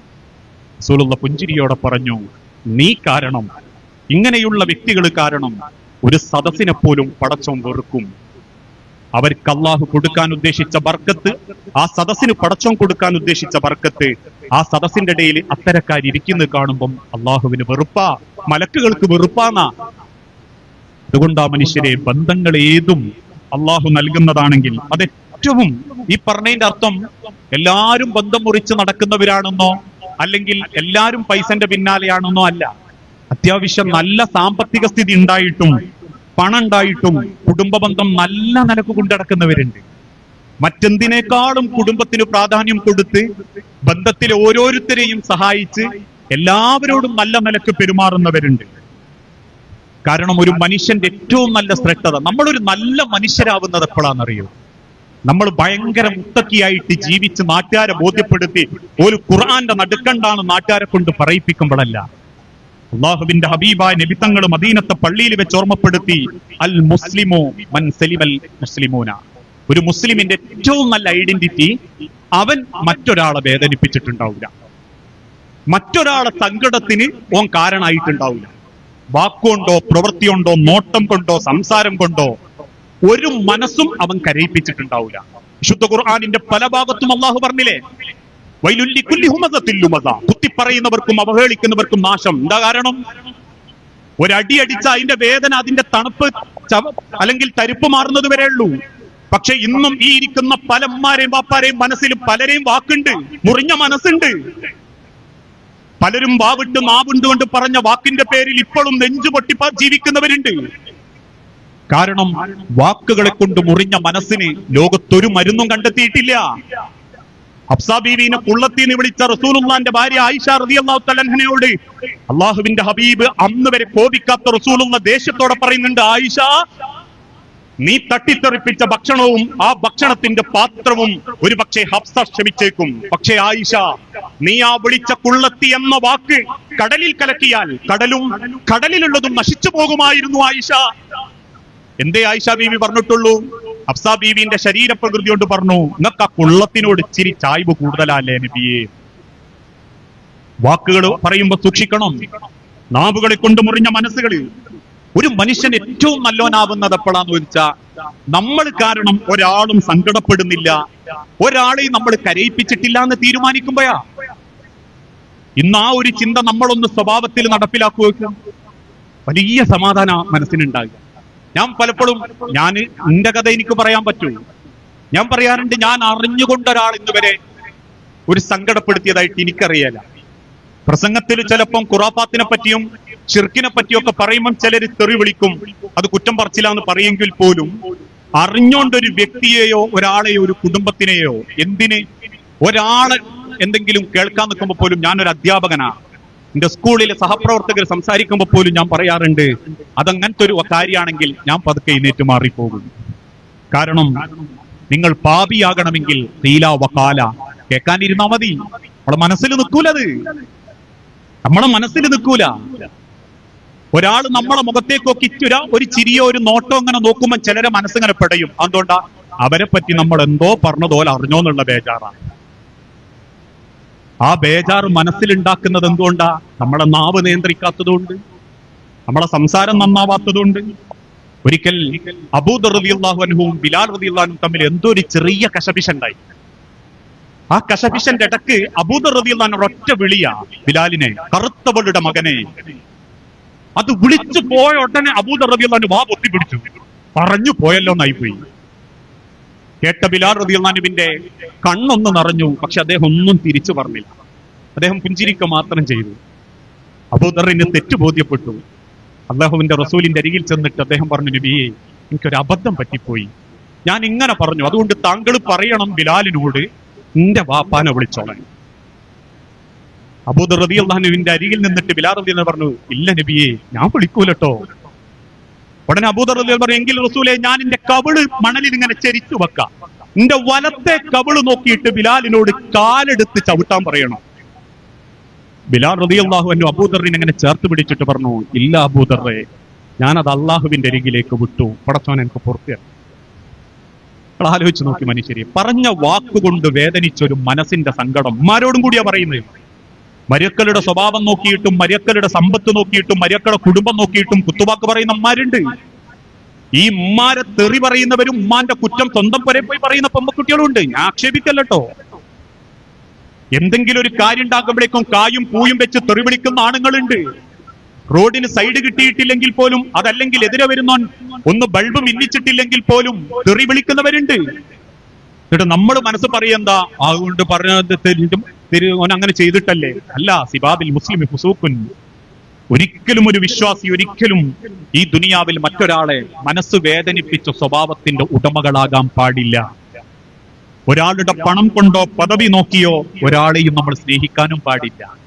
എന്റെ പ്രസംഗത്തിൽ തന്നെ നിങ്ങൾ കുറെ കേട്ടിട്ടുണ്ടാകും, ആളും തരവും നോക്കിയിട്ടൊക്കെ ബന്ധം ചേരുന്നവരുണ്ട്. അത്യാവശ്യം കുടുംബത്തിൽ പൈസ ഉള്ള മൂത്താപ്പയാണെ മൂത്താപ്പാന്റെ പൊരയിലെ സുന്നത്ത് കല്യാണത്തിന് വരെ ചോദിക്കാണ്ട് ആൾക്കാർ പോകും സമ്മാനവുമായിട്ട്. എന്നാ ഇളയോനോ, ഓൻ നാട്ടിൽ എങ്ങനെങ്കിലും ദിവസക്കൂലിക്ക് ജീവിക്കുന്നവനാണ്, ഓനെ ചെന്നോക്കാൻ ആരും ഉണ്ടാവില്ല. പൈസ ഉള്ളവന്റെ അടുത്തേക്ക് പോകാനും പണമുള്ളവന്റെ സൗഹൃദം കൂടാനും ബന്ധം കൂടാനും ഒക്കെ ആൾക്കാർക്ക് വലിയ താല്പര്യം. ആളും തരവും നോക്കിയിട്ട് ആ കല്യാണങ്ങളിൽ പോലും ക്ഷണം നടക്കുന്നത്. ഇപ്പോഴത്തെ കാലഘട്ടത്തിലില്ലേ, ചിലപ്പോ 3 ദിവസമൊക്കെയാ കല്യാണം. എന്നിട്ട് ആൾക്കാർ പറയും അതെന്തുകൊണ്ടാ?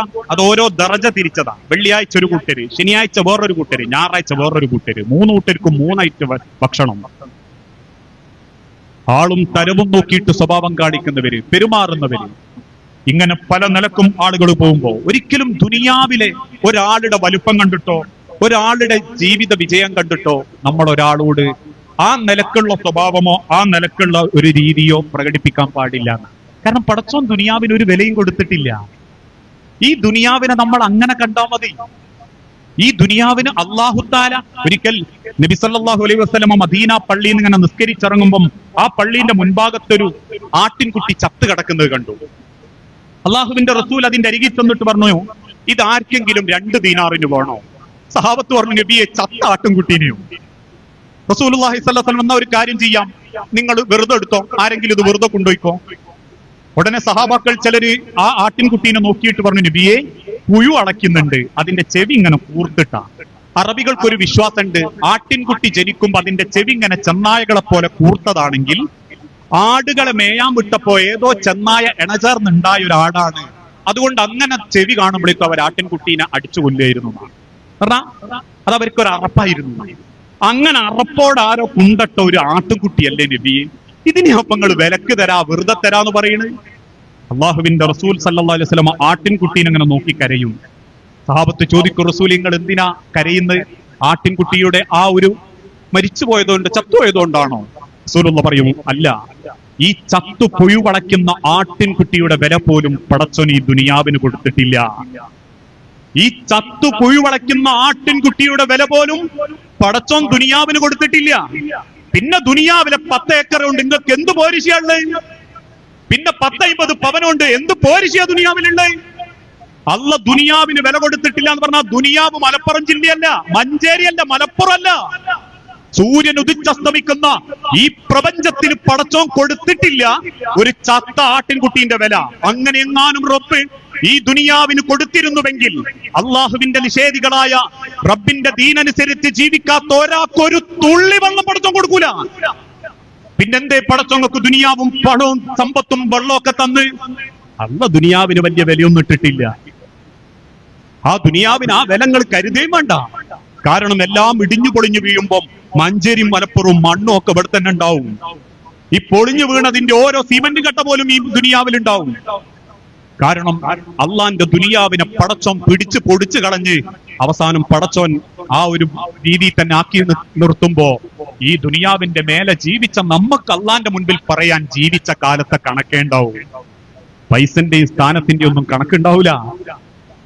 അതുകൊണ്ടാ അള്ളാഹുവിന്റെ തിരുദൂതൻ പറഞ്ഞതും ഇന്ന മിമ്മ അഖാഫു അലൈക്കും മിൻ ബഅദി, എനിക്ക് ശേഷം ഞാൻ നിങ്ങളെ തൊട്ട് ഭയപ്പെടുന്നത് ഒരൊറ്റ കാര്യത്തെയാണ്.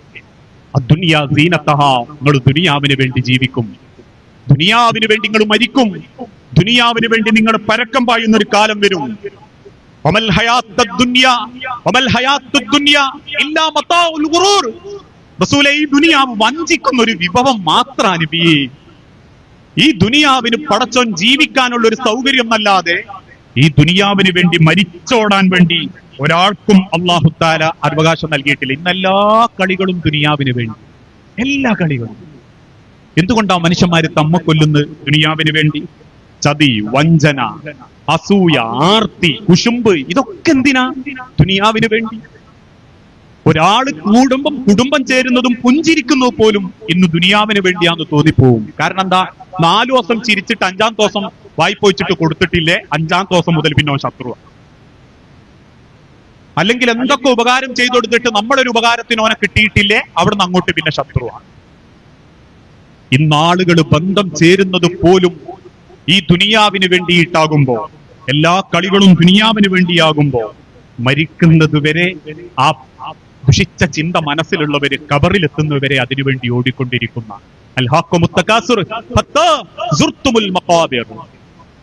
പരസ്പരം പെരുമ നടിക്ക് അവരെ കബറിലേക്ക് എത്തുന്നത് വരെ അവരെ അങ്ങനെ മത്സരിപ്പിച്ചുകൊണ്ടിരിക്കും. ഇന്ന് ഞാനത് നമ്മൾക്കുണ്ടോന്നറിയാൻ ഒരൊറ്റ ചോദ്യങ്ങളെ മനസ്സിലേക്ക് ഇട്ടുതരിക. എന്തൊക്കെയാ അപ്പൊ ദുനിയാവില് നമുക്കുള്ളത്? ചില വാപ്പാരുമാരും ആവേശത്തോടെ പറയുന്നത് കാണാ, എന്തൊക്കെയുള്ളൂന്നോ? 2 ആൺകുട്ടികളും 2 പെൺകുട്ടികളും അതിനുള്ളത്. ഒരുത്തിനെ പാണ്ടിക്കാട്ടുക്കും കെട്ടിച്ച്, ഒരുത്തിനെ മങ്കടക്കും കെട്ടിച്ച്. 2ഉം നല്ല പിയാപ്പിളാരാ അല്ലേ? ഓൽക്കൊക്കെ വീടായി, പൊരയായി, കൂടെയായി, മക്കളായി. മൂത്തോളെ മൂത്ത മോക്കായിരുന്നു കഴിഞ്ഞ SSLCക്ക് എല്ലാത്തിലും A+ ഉണ്ട്. നാട്ടിൽ എത്രയോ സമ്മാനവും കിട്ടിയിട്ടുണ്ട്. പിന്നുള്ള 2 ആൺകുട്ടികളിൽ ഒരുത്തനാണ് മഞ്ചേരി അങ്ങാടിയിൽ ആ വലിയ പൊരണ്ടാക്കിയത്, അല്ലെ മലപ്പുറം അങ്ങാടിയിൽ. 2ാമത്തോനാണ് തറവാട് ഇപ്പൊ പൊളിച്ചിട്ടോ വലിയൊരു തറ കെട്ടിയിരിക്കുന്നത്. ഓനും ഇപ്പൊ പൊരണ്ടാക്കുക. ഓന്റെ മോൻ അൽഫിത്രയിലാണ്. ഖുറാനൊക്കെ ഇങ്ങനെ ചെറുതിങ്ങനെ എനിക്ക് ചൊല്ലിത്തരൂ. അതിന്റെ ഒപ്പം ഇങ്ങനെ സമാധാനത്തിൽ ജീവിക്കുക. അൽ മാലു വൽ ബനൂന സീനത്തുൽ ഹയാത്തി ദുനിയ. പറയാൻ ദുനിയാവിലെ മക്കളെയും പൈസന്റെയും കണക്കന്നെയല്ലുള്ളൂ. അൽ മാലു വൽ ബനൂന സീനത്തുൽ ഹയാത്തി ദുനിയ.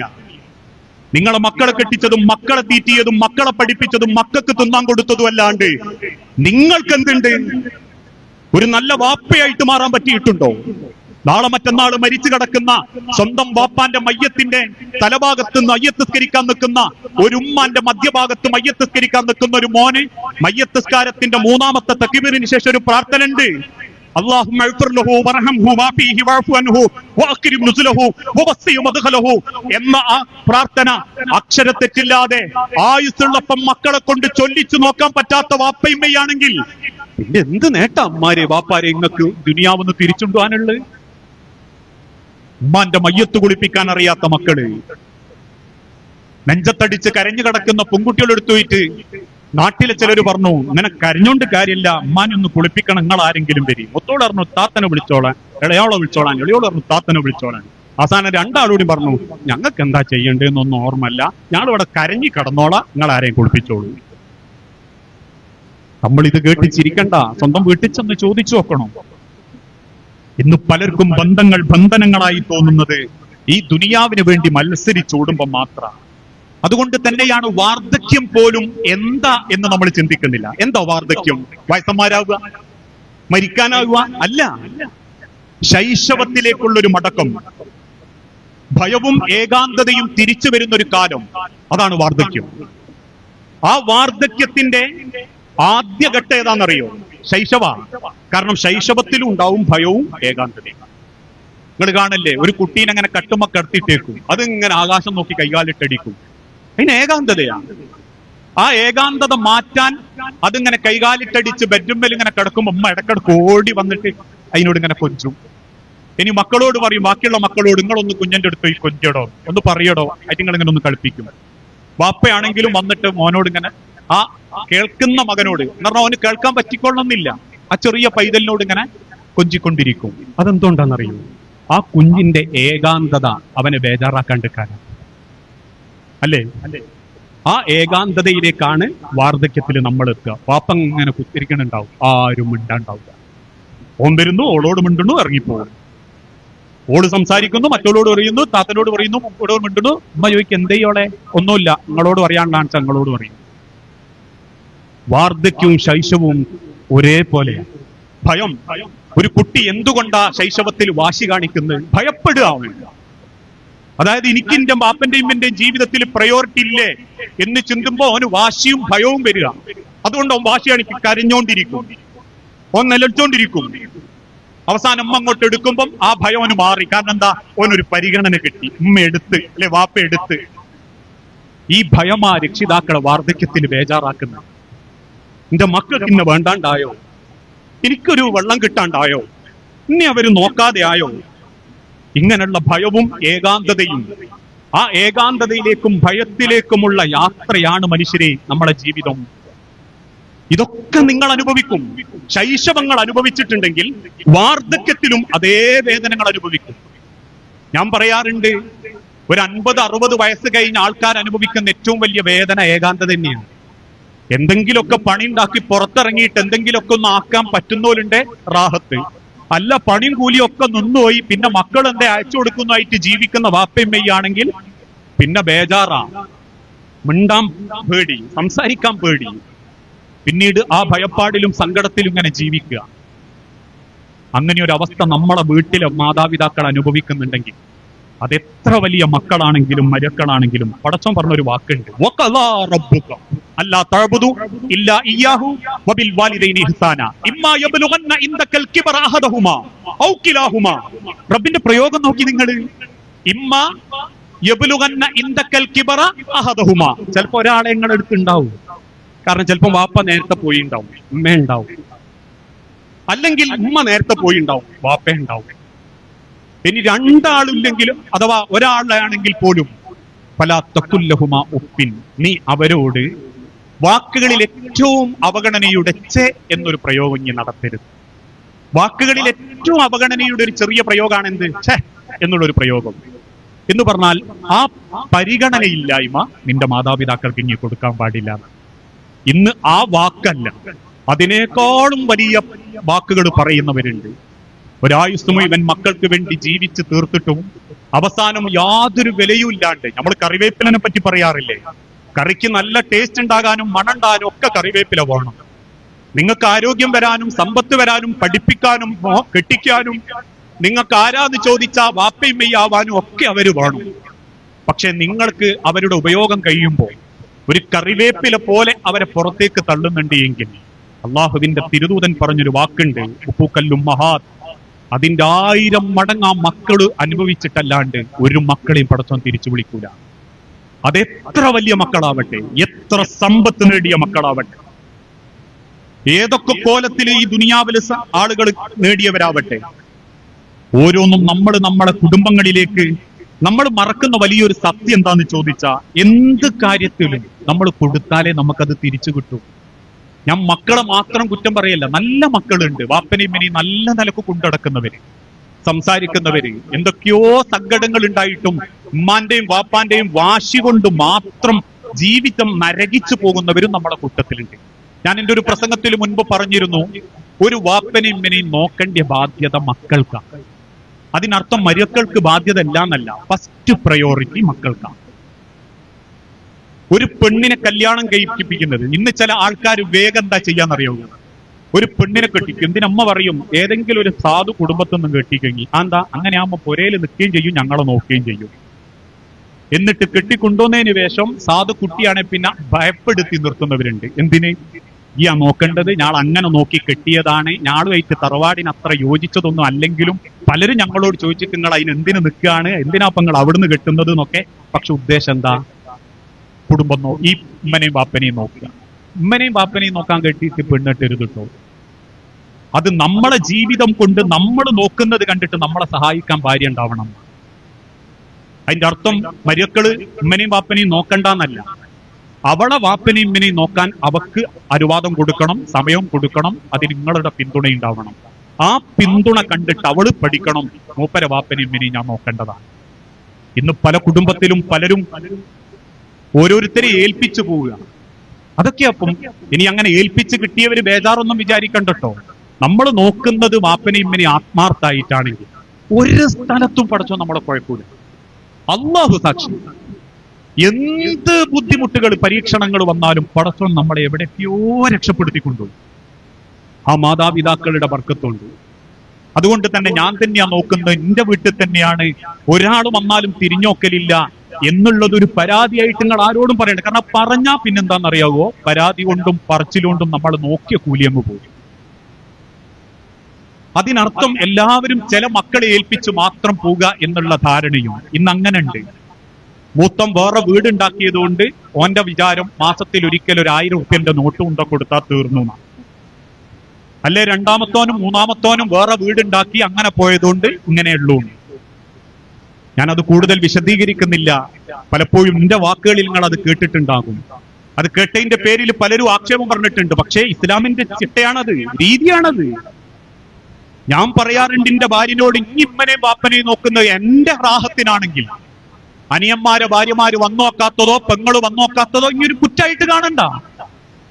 നാളെ ഞാൻ എന്നെ നോക്കിയിട്ടില്ലെങ്കിൽ പോലും എന്റെ മക്കൾ എന്നെ നോക്കും. കാരണം ഈ എന്റെ ബാപ്പനെയും ഇമ്മനെയും നോക്കുന്നതും ആ കുടുംബത്തെ പരിപാലിക്കുന്നതും കണ്ടിട്ട് രക്ഷിതാക്കളെ മക്കൾക്ക് നമ്മൾക്ക് കാണിച്ചു കൊടുക്കാൻ പറ്റുന്നത് വീട്ടിലാണ്.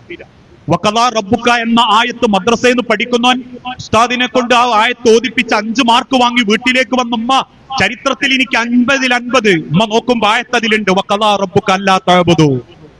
ചില മക്കൾക്കൊക്കെ ആദ്യെങ്കിലും മദ്രസയിൽ എന്തെങ്കിലും പരിപാടികൾ ഉണ്ടാകുമ്പോ ഉസ്താദിനോട് ചോദിക്കും, ഉസ്താദെ മോനെ പ്രസംഗത്തിന് കൂട്ടണം. എന്നോടും പറയും. ഞാൻ ചോദിക്കും ഏതാ വിഷയം വേണ്ടി? മാതാപിതാക്കളോടുള്ള കടമ. ആ മാതാപിതാക്കളോടുള്ള കടമ പ്രസംഗത്തിൽ മതിയോ? അല്ലെങ്കിൽ ആ അക്ഷരം ആയത്തുകൾ എഴുതി വെച്ചിട്ടുള്ള 5 മാർക്ക് മതിയോ? അവന് സ്വന്തം വീട്ടിൽ നിന്ന് കാണിച്ചെടുക്കണം, ഇങ്ങനെയാ കാണേണ്ടത് എന്ന്, ഇങ്ങനെയാ ആ അമ്മാനെയും ബാപ്പാനെയും നോക്കേണ്ടത് എന്ന്. അങ്ങനെ നോക്കി കണ്ട് പഠിക്കുന്ന ഒരു മക്കൾ ഒരിക്കലും നിങ്ങൾക്ക് എതിരാവൂല. ഒരിക്കലും അവർക്ക് നിങ്ങൾക്കെതിരെ നിൽക്കാനും പറ്റൂല.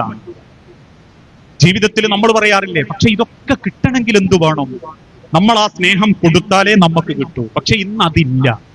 ഇന്ന് പല കുടുംബത്തിലും ആളുകൾ പഠിപ്പിക്കും. ഞാൻ ഈ പഠിപ്പിക്കുന്നതിനെതിരാണെന്നൊന്നും നിങ്ങൾ വിചാരിക്കരുത് കേട്ടോ. പഠിപ്പിച്ച് നമ്മളെ മനസ്സിന്റെ താല്പര്യത്തിനനുസരിച്ചിട്ട് അവനങ്ങോട്ട് വളർത്തും. അവസാനം മരിക്കാൻ നേരത്ത് ഈ കഴിഞ്ഞ മാസങ്ങൾക്ക് മുൻപ് കോഴിക്കോട് സിറ്റിയിലൊരു വാപ്പ, 72 വയസ്സുള്ള ഒരു വാപ്പ ആത്മഹത്യ ചെയ്തു. വൃദ്ധന. അദ്ദേഹത്തിന് 60 ഉറുപ്പിന്റെ മേലെ പെൻഷൻ കിട്ടുന്നുണ്ട്, ഭാര്യക്കുണ്ട്, നല്ലൊരു വീട്, നല്ല സെറ്റപ്പ് കുടുംബം. 3 ആൺമക്കളാണുള്ളത്. 3 ആൺമക്കളെയും വാപ്പ പഠിപ്പിച്ചു. 2 ഒരു രാജ്യത്തു, ഒരാൾ വേറെ രാജ്യത്തു. ഉമ്മാക്ക് അസുഖങ്ങൾ കൂടാൻ തുടങ്ങി. ഉമ്മയും ഗവൺമെന്റ് എംപ്ലോയി ആയിരുന്നു, ശമ്പളം ഉണ്ടായിരുന്നു, പെൻഷൻ ഉണ്ടായിരുന്നു. അവസാനം നോക്കാൻ ആളില്ലാതെ അയൽപ്പക്കത്തൊരു മുസ്ലിം സഹോദരിയുടെ കാരുണ്യത്തോടെ 2 ആളും എങ്ങനെയൊക്കെയോ ജീവിക്കും. അവസാനം അപ്രതീക്ഷിതമായിട്ട് ആ ഉമ്മ മരിച്ചു. ഉമ്മ മരണപ്പെട്ടപ്പം മക്കളെ വിവരം അറിയിച്ചു. മക്കള് വിദേശത്ത് നിന്ന് ഇങ്ങോട്ട് വിളിച്ചു. വരാൻ എന്തായാലും വിചാരിച്ചാൽ പോലും നടക്കാത്തതുകൊണ്ട് എല്ലാ ചെലവിനേക്കാൾ കൂടുതലും പള്ളി കമ്മിറ്റിക്കാർക്ക് അയച്ചു കൊടുത്തു. അവസാനം നാട്ടില് വാപ്പ ഒറ്റക്കായി. വാപ്പ ഇങ്ങനെ ഒറ്റപ്പെടാൻ തുടങ്ങി. കാരണം ഒരു വാപ്പാന്റെ ഒക്കെ ഏറ്റവും വലിയ ധൈര്യം പെണ്ണുങ്ങൾ തന്നെയാണ്. ആയ കാലത്ത് കീരിയും ഭാര്യ പാമ്പായിട്ട് കളിച്ചിട്ടുണ്ടെങ്കിലും കുറച്ച് കാലൊക്കെ കഴിഞ്ഞ് ശരീരമൊക്കെ അങ്ങനെ ഒന്ന് മുരടിക്കുമ്പോ എല്ലാവർക്കും മനസ്സിലാകും പടച്ചോനെ ഞാൻ മരിച്ചിട്ട് ഇനി ഓളെ മരിപ്പിക്കാകെന്ന് ദ്വാരക്കുന്നോല അവരൊക്കെ ഇമാരൊക്കെ. അവസാനം ആ വാപ്പങ്ങനെ ഒറ്റപ്പെട്ടു, സുക്കേടായി, വാപ്പക്ക് പുറത്തിറങ്ങാതായി. പലരും മക്കളെ വിവരം അറിയിച്ചു, പക്ഷെ ആരും വരുന്നില്ല. എല്ലാരും കുടുംബസമേത അവിടെയാണ്. ഇതൊരു കെട്ടുകഥയല്ലോ. അവസാനം ആ വാപ്പ മാസം 60ന്റെ മേലെ സ്വന്തവും ഭാര്യന്റെയും പെൻഷൻ വാങ്ങുന്ന, ബാങ്കിൽ 13 ലക്ഷം റുപ്യയിലധികം എന്ത് ചെയ്യണം എന്നറിയാതെ കയ്യിലുള്ള ആ വാപ്പ ആത്മഹത്യ ചെയ്യുക. 72 വയസ്സുള്ള ഒരു വാപ്പ ആത്മഹത്യ ചെയ്യുക. നിങ്ങൾ ആലോചിച്ച് നോക്കിയോ മനുഷ്യര്, നമ്മളെ പൊരേരെ വാപ്പയും ആത്മഹത്യ ചെയ്യാത്ത എന്തുകൊണ്ടാണെന്നറിയോ? വെള്ളിയാഴ്ച പച്ച മലയാളത്തിൽ അത് കേട്ടിട്ടുണ്ട് പോലും ചെയ്ത പടച്ചോന്റെ കവറിലും ആഹ്റത്തിൽ ഒരു സ്വൈര്യം ഉണ്ടാവില്ല. അതുകൊണ്ട് മാത്രാണ് ഒരു വാപ്പയും നെഞ്ചു പൊട്ടി നമ്മളെ കുടുംബത്തിൽ ജീവിക്കുന്നതെങ്കിൽ കബറിൽ പോലും ആ മക്കൾക്ക് പടച്ചോൻ സ്വൈര്യം കൊടുക്കൂലാണ്. കബറിൽ പോലും പടച്ചോൻ ഒരു മനസ്സമാധാനം കൊടുക്കൂലാണ്. ഈ പറഞ്ഞതിന്റെ അർത്ഥം എല്ലാ മക്കളും മോശക്കാരാണ് എന്നല്ലോ, എല്ലാ മാതാപിതാക്കളും മോശക്കാരാണ് എന്നല്ല. പലരും എല്ലാ നല്ല നിലക്കും പലപ്പോഴും സാഹചര്യം മാറുമ്പോൾ ഒറ്റപ്പെട്ടു പോകുന്നവരും വിദേശത്ത് പോകേണ്ടി വരുന്നവരും ഒക്കെയാണ്. പാപ്പനെയും ഇമ്മനെയും നോക്കാൻ മക്കള് ഗൾഫിലെ ജോലി ഒഴിവാക്കി ഇവിടെ നിൽക്കണമെന്നൊന്നുമില്ല. പരസ്പരം മനസ്സിലാക്കി അഡ്ജസ്റ്റ് ചെയ്ത് നാട്ടിൽ നിന്നുകൊണ്ട് തന്നെ നിങ്ങൾക്ക് പരസ്പരം സ്നേഹിച്ച് ജീവിക്കാൻ പറ്റണം. എന്നാൽ ആരും കുറ്റക്കാരാവില്ല. കയറി വരുന്ന പെൺമക്കളോടും മരുമക്കളോടും അവനാന്റെ മുച്ചൂടും വാശിയും ദേഷ്യവും കാണിക്കാത്ത വാപ്പയും മെയ്യാവുകയും നിന്റെ മോളെ പോലെയാണ് എനിക്ക് ആ മോളും എന്ന് ചിന്തിക്കുന്ന ഒരു ഉമ്മയും നിന്റെ ഉമ്മാനെ പോലുള്ള ഒരു ഉമ്മയാന്ന് പരസ്പരം അഡ്ജസ്റ്റ് ചെയ്ത് അണ്ടർസ്റ്റാൻഡിങ്ങിൽ മുന്നോട്ട് പോയാൽ മനോഹര. ഞാൻ എല്ലാ കുടുംബങ്ങളോടും പറയുന്നുണ്ട്, ചിലരും ഉമ്മാരങ്ങനെ കുറ്റം പറഞ്ഞു വിളിക്കും. കൗൺസിലിങ്ങിന് വേണ്ടി വിളിക്കുമ്പോൾ ഞാൻ ചോദിക്കും, ഒരു കാര്യം ചെയ്യാം, നാളെ ഈ കൗൺസിലിംഗ് കഴിഞ്ഞ് നിങ്ങൾ വീട്ടിലെത്തുമ്പോൾ നിങ്ങൾ കാണുന്നത് നിങ്ങളെ അമ്മായിയമ്മ മരിച്ചെടുക്കുന്ന ആ അമ്മായിയമ്മന്റെ മുഖത്ത് നോക്കിയിട്ട് നിങ്ങൾക്ക് പറയാൻ പറ്റണം, പടച്ചോനെ എന്റെ ഏറ്റവും നല്ല സ്വഭാവത്തോടെ ഞാൻ പെരുമാറിയിട്ടുണ്ട്, നിങ്ങൾക്ക് സമാധാനം. അതല്ല എന്തൊക്കെയോ പറഞ്ഞു വയ്ക്കി പടച്ചോനെ, എന്തൊക്കെയോ ചെയ്തു വയ്ക്കി എന്ന ബേജാറിലാണ് ആ അമ്മ കിടക്കുന്നതെങ്കിൽ പിന്നെ നിങ്ങളെ മനസ്സിന്ന് ആ സ്വൈര്യക്കേടും സമാധാനവും പടച്ചോ മാറ്റിത്തരൂല. അതിന്റെ ഇരട്ടിയും അവനാന്റെ മക്കളിലൂടെ പടച്ചോൻ തിരിച്ചരുമ്പം പടച്ചോനോട് പോലും പ്രാർത്ഥിക്കാൻ തോന്നൂല. കാരണം മനസ്സ് തോന്നുന്നത് ഇതെനിക്ക് കിട്ടേണ്ടതാ, ഞാൻ കൊടുത്തതിന് എനിക്ക് കിട്ടുകയാണെന്ന് തോന്നിത്തുടങ്ങും. ഇനി ഇതേ സ്ഥാനത്ത് ഉമ്മാരും ചിന്തിക്കും, അവനാന്റെ മോന്റെ ഓളും മരിച്ചു കിടക്കുമ്പോ ഒരു ഉമ്മ ആ മകളെ മുഖത്തൊക്കിയിട്ട് പറയാൻ പറ്റണം, പടച്ചോനെ നിന്റെ മോളെ പോലെ ഞാൻ സ്നേഹിച്ചിട്ടുണ്ട് റബ്ബേ, വാക്കുകൊണ്ട് പോലും ഞാൻ ഓളെ ദ്രോഹിച്ചിട്ടില്ല, ഓളെ ഉമ്മാനെ പറഞ്ഞിട്ടില്ല, ഓളെ വാപ്പാനെ പറഞ്ഞിട്ടില്ല. സമ്പത്തിന്റെ പേരിലോ ഓളെ തറവാട് ചെറുതായതിന്റെ പേരിലോ ഓളെ വീട് ഭംഗിയില്ലാത്തതിന്റെ പേരിലോ ഓളിന്റെ വീട്ടിക്ക് സാധനം പലഹാരം കൊണ്ടുവരാത്തതിന്റെ പേരിലോ ഒരു വാക്കുകൊണ്ട് പോലും ഞാൻ ഈ പാവം പെണ്ണിനെ ദ്രോഹിച്ചിട്ടില്ല എന്ന് ഉമ്മാരെ മരിക്കുന്നതിന്റെ ഇടക്ക് മരക്കളെ മുഖത്തോക്കി പറയാൻ പറ്റിയ മനസ്സമാധാനത്തോടെ മരിക്കാൻ പറ്റും. അല്ലാതെ മനസ്സ് വേദനിപ്പിച്ചും കുറ്റപ്പെടുത്തിയിട്ടും ആളെ മനസ്സിൽ ബേജാറുണ്ടാക്കിച്ചിട്ടുവാണെങ്കിൽ തമ്മിൽ അങ്ങോട്ടും ഇങ്ങോട്ടും പടച്ചോന്റെ അടുത്ത് എത്തുമ്പോൾ രണ്ടാളും കുറ്റക്കാരനെയായിരിക്കും. വാപ്പാരോടും കൂടിയാ പറയുന്നത്. കൂടെ കൂടി ആൾക്കാർ അങ്ങോട്ടും ഇങ്ങോട്ടും കുത്തുവാക്ക് പറയുന്നതിനേക്കാളേറെ പരസ്പരം മനസ്സിലാക്കി ബന്ധത്തിൽ നല്ല നിലക്ക് മുൻപോട്ട് പോവുക. ഓരോ മക്കളും അവനവന്റെ ഉത്തരവാദിത്തങ്ങൾ പൂർത്തീകരിക്കുക, ആരെയും ബോധ്യപ്പെടുത്താനല്ല, മരിച്ചു കഴിഞ്ഞാൽ ഒരു സമാധാനക്കേടില്ലാണ്ടിരിക്കാൻ. പലപ്പോഴും ഞാൻ കുത്തുബക്ക് കയറുമ്പം ചില മക്കൾ വന്നിട്ട് പറയുന്നു, ദ്വാരക്കണം, എന്റെ വാപ്പനെ ഇമ്മനെ ഇങ്ങനെ ഓർക്കത്ത് കാണുക, പേടിയാകുക, എന്തോ ഒരു കരച്ചിലൊക്കെ വരിക. ഞാൻ ചോദിക്കും, ജീവിച്ചിരിക്കുന്ന കാലത്ത് ആയുസ്സുള്ളപ്പം പടച്ചോനെ ഞാൻ നല്ലോണം നോക്കിയില്ലായിരുന്നോ എന്നുള്ള തോന്നലല്ലേ മനസ്സിൽ? ഇവിടെ അറിയും, അതെ, അങ്ങനെയൊക്കെ ഒരു തോന്നല്, നല്ലോണം നോക്കിയില്ലേ, പാപ്പ മരിക്കാൻ നേരത്ത് എന്തൊക്കെയോ വേദനയൊക്കെ പറഞ്ഞിരുന്നു, എനിക്ക് കാണിച്ചാൽ നേരവും ഇല്ല, തിരക്കുമായി പോയി, ചോദിക്കാനും വിട്ടുപോയി. അവസാനം മയ്യത്ത് കുളിപ്പിക്കുമ്പോഴാ ഞാൻ കണ്ട് വാപ്പാന്റെ അരന്റെ ഭാഗത്തൊക്കെ ഒരു വലിയ വ്രണ ഉണ്ടായിരുന്നു എന്നൊക്കെ പറയുന്നത് മരിച്ചു കഴിഞ്ഞതിന് ശേഷമാണെങ്കിൽ പിന്നെ നമ്മൾ കുറെ അങ്ങോട്ട് കരഞ്ഞതുകൊണ്ടും പാപ്പാക്ക് ഇഞ്ഞോട് ഭയങ്കര ഇഷ്ടമായിരുന്നു, പാപ്പ ഞാൻ തോളിലെടുത്തിരുന്നു, പാപ്പ ഞാൻ കൊണ്ടുനടന്നിരുന്നു, പാപ്പാന്റെ പേരിൽ ഉസ്താദെ പള്ളിക്ക് ഞാൻ 100 ആക്ക് സിമന്റ് ഇരട്ടെ എന്ന് ചോദിച്ചാലും ഒരു കാര്യവുമില്ല. ആയുസ്സുള്ളപ്പൊന്ന് ചേർത്ത് പിടിച്ച് കൈ പിടിച്ച് സലാം പറഞ്ഞ് എന്റെ വാപ്പയാ എന്റെ ഉമ്മയാ എന്ന് പറയുന്ന സമാധാനം ഈ ദുനിയാവിൽ മറ്റൊന്നിനേക്കാളും രക്ഷിതാക്കൾക്ക് കൊടുക്കാനുമില്ല.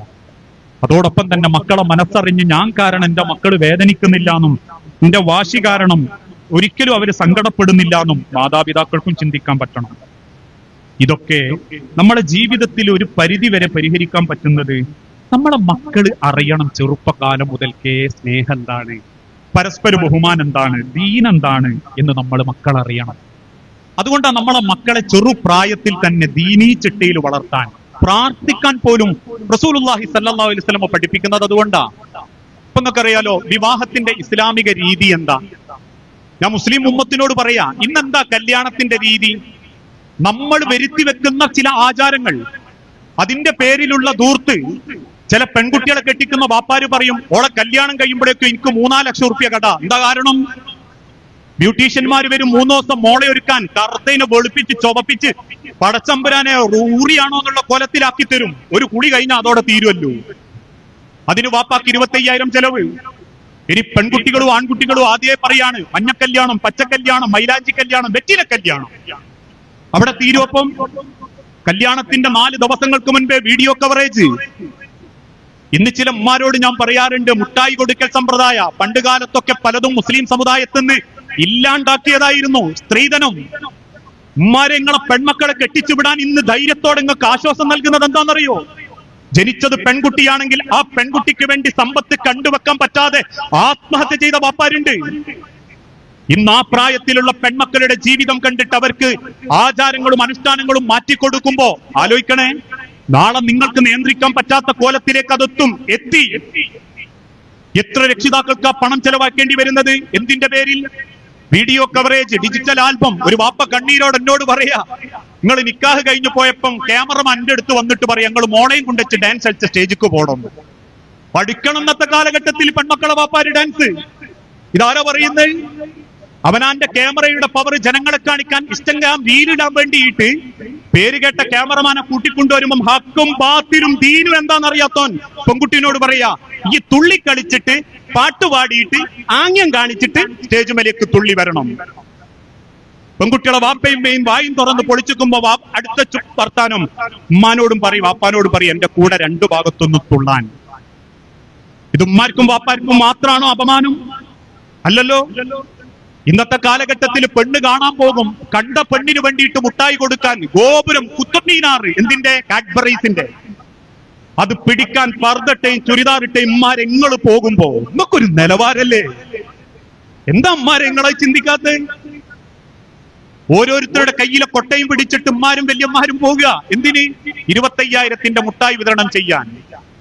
ഇസ്ലാം പറഞ്ഞതെന്താ? കൊടുക്കണ്ടെന്ന് പറഞ്ഞിട്ടില്ല. നീ ഒരു പെണ്ണിനെ കണ്ട് ഇഷ്ടപ്പെട്ടാൽ അവൾക്കൊരു മധുരം കൊടുക്കുന്നതിന് പ്രശ്നമല്ല. പക്ഷെ അതൊരു സ്റ്റാറ്റസ് ആവരുത്, അതൊരു പത്രാസ് ആവരുത്. മഹറിനേക്കാളും വലിയ മുട്ടായി കൊടുക്കാനല്ല പറയുന്നത് ഇസ്ലാം. അവിടെ തീരുവോ? ഇല്ല. ഇനി 5 പൈസന്റെ ഗതി ഇല്ലാത്തവനും ജ്വല്ലറി ചെന്ന് പണയം വാങ്ങും. എന്ത്? മഹർ. നിക്കാഹിൽ ഉസ്താദിന്റെ മുമ്പ് തുറന്നു വെക്കുന്ന മഹർ 5.25 പവൻ. കിട്ടിയതിന്റെ 2ാമത്തെ മാസം മുതൽ ജ്വല്ലറിക്കാരൻ പുരയിൽ വരാൻ തുടങ്ങി. ഓനാ പെണ്ണിന്റെ കൈത്ത് കിടക്കുന്ന മാലോക്കിയിട്ട് ആണിനോട് പറയാൻ തുടങ്ങി. ഇതൊക്കെയാ നമ്മളെ പവറിന്ന് കല്യാണത്തിന്. ഞാനൊന്ന് ഹക്കായിട്ട് ചോദിക്കട്ടെ നിങ്ങളെ ഉമ്മാരോടും വാപ്പാരോടും, കല്യാണത്തിൽ ഇസ്ലാമിന്റെ സുന്നത്തും ഷർത്തും എന്താണെന്നറിയോ നമുക്ക്? ഞാൻ പറയലുണ്ട്, ഹജ്ജിന് പോകുമ്പോ വാപ്പാരൊക്കെ ആദ്യം ട്രാവൽസ് ചെന്ന് ചോദിക്കുക എന്താണെന്നറിയാവോ? അപ്പൊ അങ്ങനെയാ, ഹജ്ജ് ടൂർ ആൻഡ് ട്രാവൽസ് ആണ്. കുറ്റം പറയല്ലോ, നിങ്ങൾ അങ്ങനെ ചിന്തിക്കരുത്. ഒക്കെ ടൂറാ. ആദ്യം ചോദിക്കല്ലേ, ഹറമിന്റെ അടുത്താണോ താമസം? ചപ്പാത്തി ഇട്ടോ? സാദാ ചോറോ? ഉണ്ടാവും.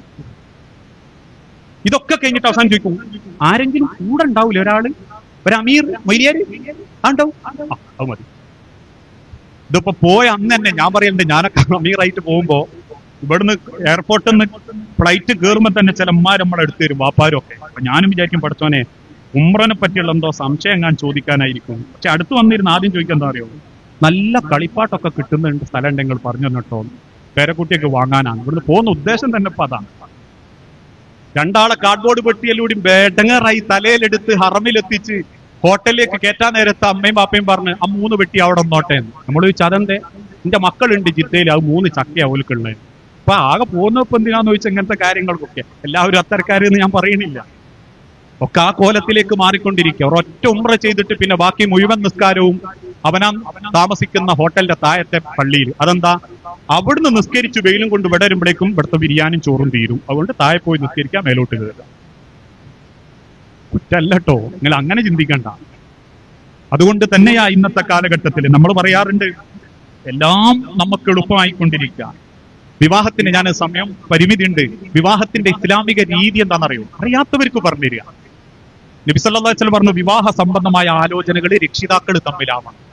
ഇന്ന് ഇൻസ്റ്റഗ്രാം ബന്ധം, വാട്സപ്പ് പ്രേമം, ഫേസ്ബുക്ക് പ്രണയം, കൂടെ മഞ്ചേരി കോളേജിൽ 4 കൊല്ലം പഠിച്ച കണക്ക്, ഇതാ കല്യാണം. ഇനി വാപ്പയമ്മയും സമ്മതിച്ചിട്ടില്ലെങ്കിലോ ചവിട്ടിത്തേച്ച് 4 കൂട്ടുകാരന്റെ ബലത്തിൽ രജിസ്റ്റർ ഓഫീസിൽ ചെന്ന് 2 ചുവന്ന മാലിട്ട് ഒരു പാട്ടും അങ്ങോട്ട് ഫിറ്റ് ചെയ്യും. ഇല്ലോളം തരി പൊന്നില്ലെങ്കിലും പ്രാഹത്തായി. വാപ്പയമ്മയും ജനിപ്പിച്ച വാപ്പന്റെയും മനസ്സ് സങ്കടപ്പെടുത്തിയിട്ട് ഇറങ്ങിപ്പോയ ഒരു ബർക്കത്തും ഉണ്ടാവില്ല. അതിന് ഏത് രജിസ്റ്റർ ഓഫീസിൽ 4 ആളുകളെ കൂടെ നൊപ്പിട്ടാലും, ഏത് രാഷ്ട്രീയക്കാരും കൂടെ നിന്നാലും, വിവാഹ സംബന്ധമായ ആലോചനകൾ രക്ഷിതാക്കൾ തമ്മിലാവണം. ദീനിന് പ്രാധാന്യം കൊടുത്തിട്ടാവണം. അങ്ങനെ കഴിഞ്ഞാൽ പിന്നെ അവന് ഇഷ്ടപ്പെട്ട പെണ്ണുണ്ടെങ്കിൽ അവൻ മഹർ അങ്ങോട്ട് കൊടുക്കണം.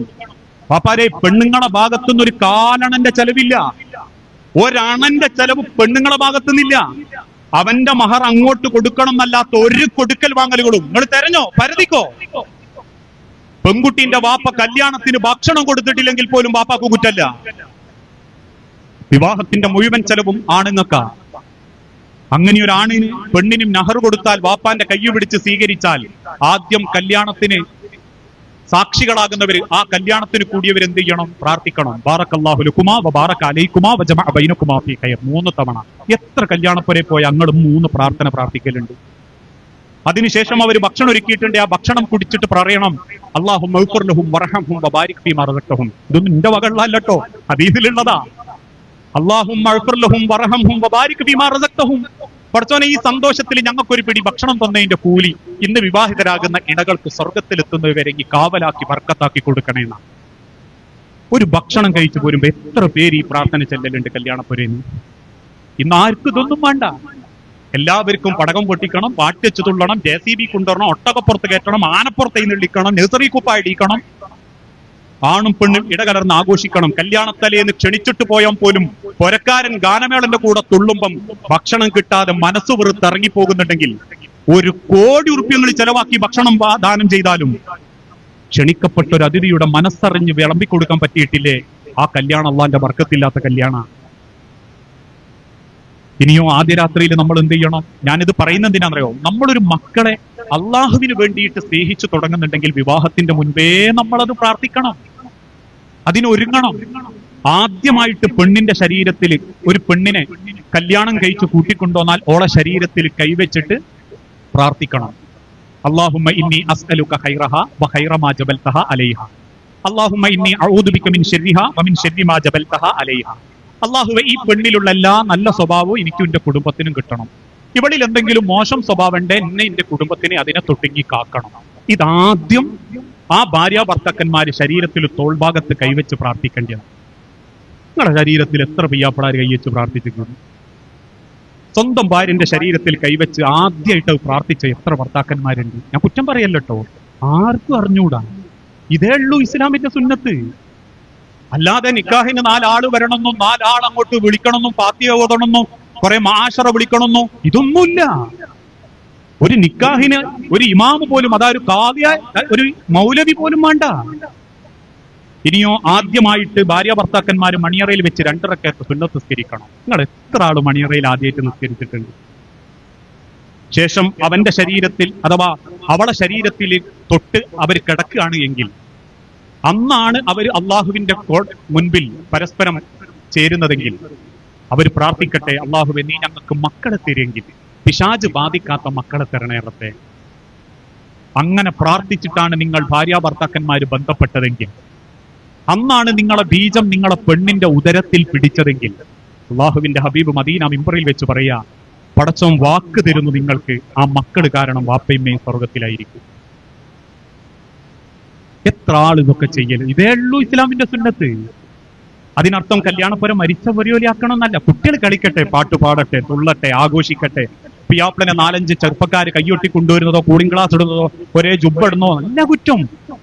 10,000 ഉറുപ്പ്യൊക്കെ പൊട്ടിത്തീരുകയും തലേന്നത്തെ ഗാനമേളൊക്കെ 25,000 ചെലവാക്കുകയും ചെയ്യുമ്പോ ഒന്ന് കണ്ണടച്ച് തുറക്കുന്ന വേഗതയിൽ മണ്ണിന്റെ അടിയിലാക്കാൻ കഴിവുള്ളവനാ മേലുള്ളവൻ. ഇപ്പോഴും മാന്തിയെടുക്കുന്ന ചൂരൽ മലയിൽ ഓരോ കൊട്ട മണ്ണിലും മനുഷ്യന്റെ അവയവുണ്ടോ എന്ന് തെറിയാ.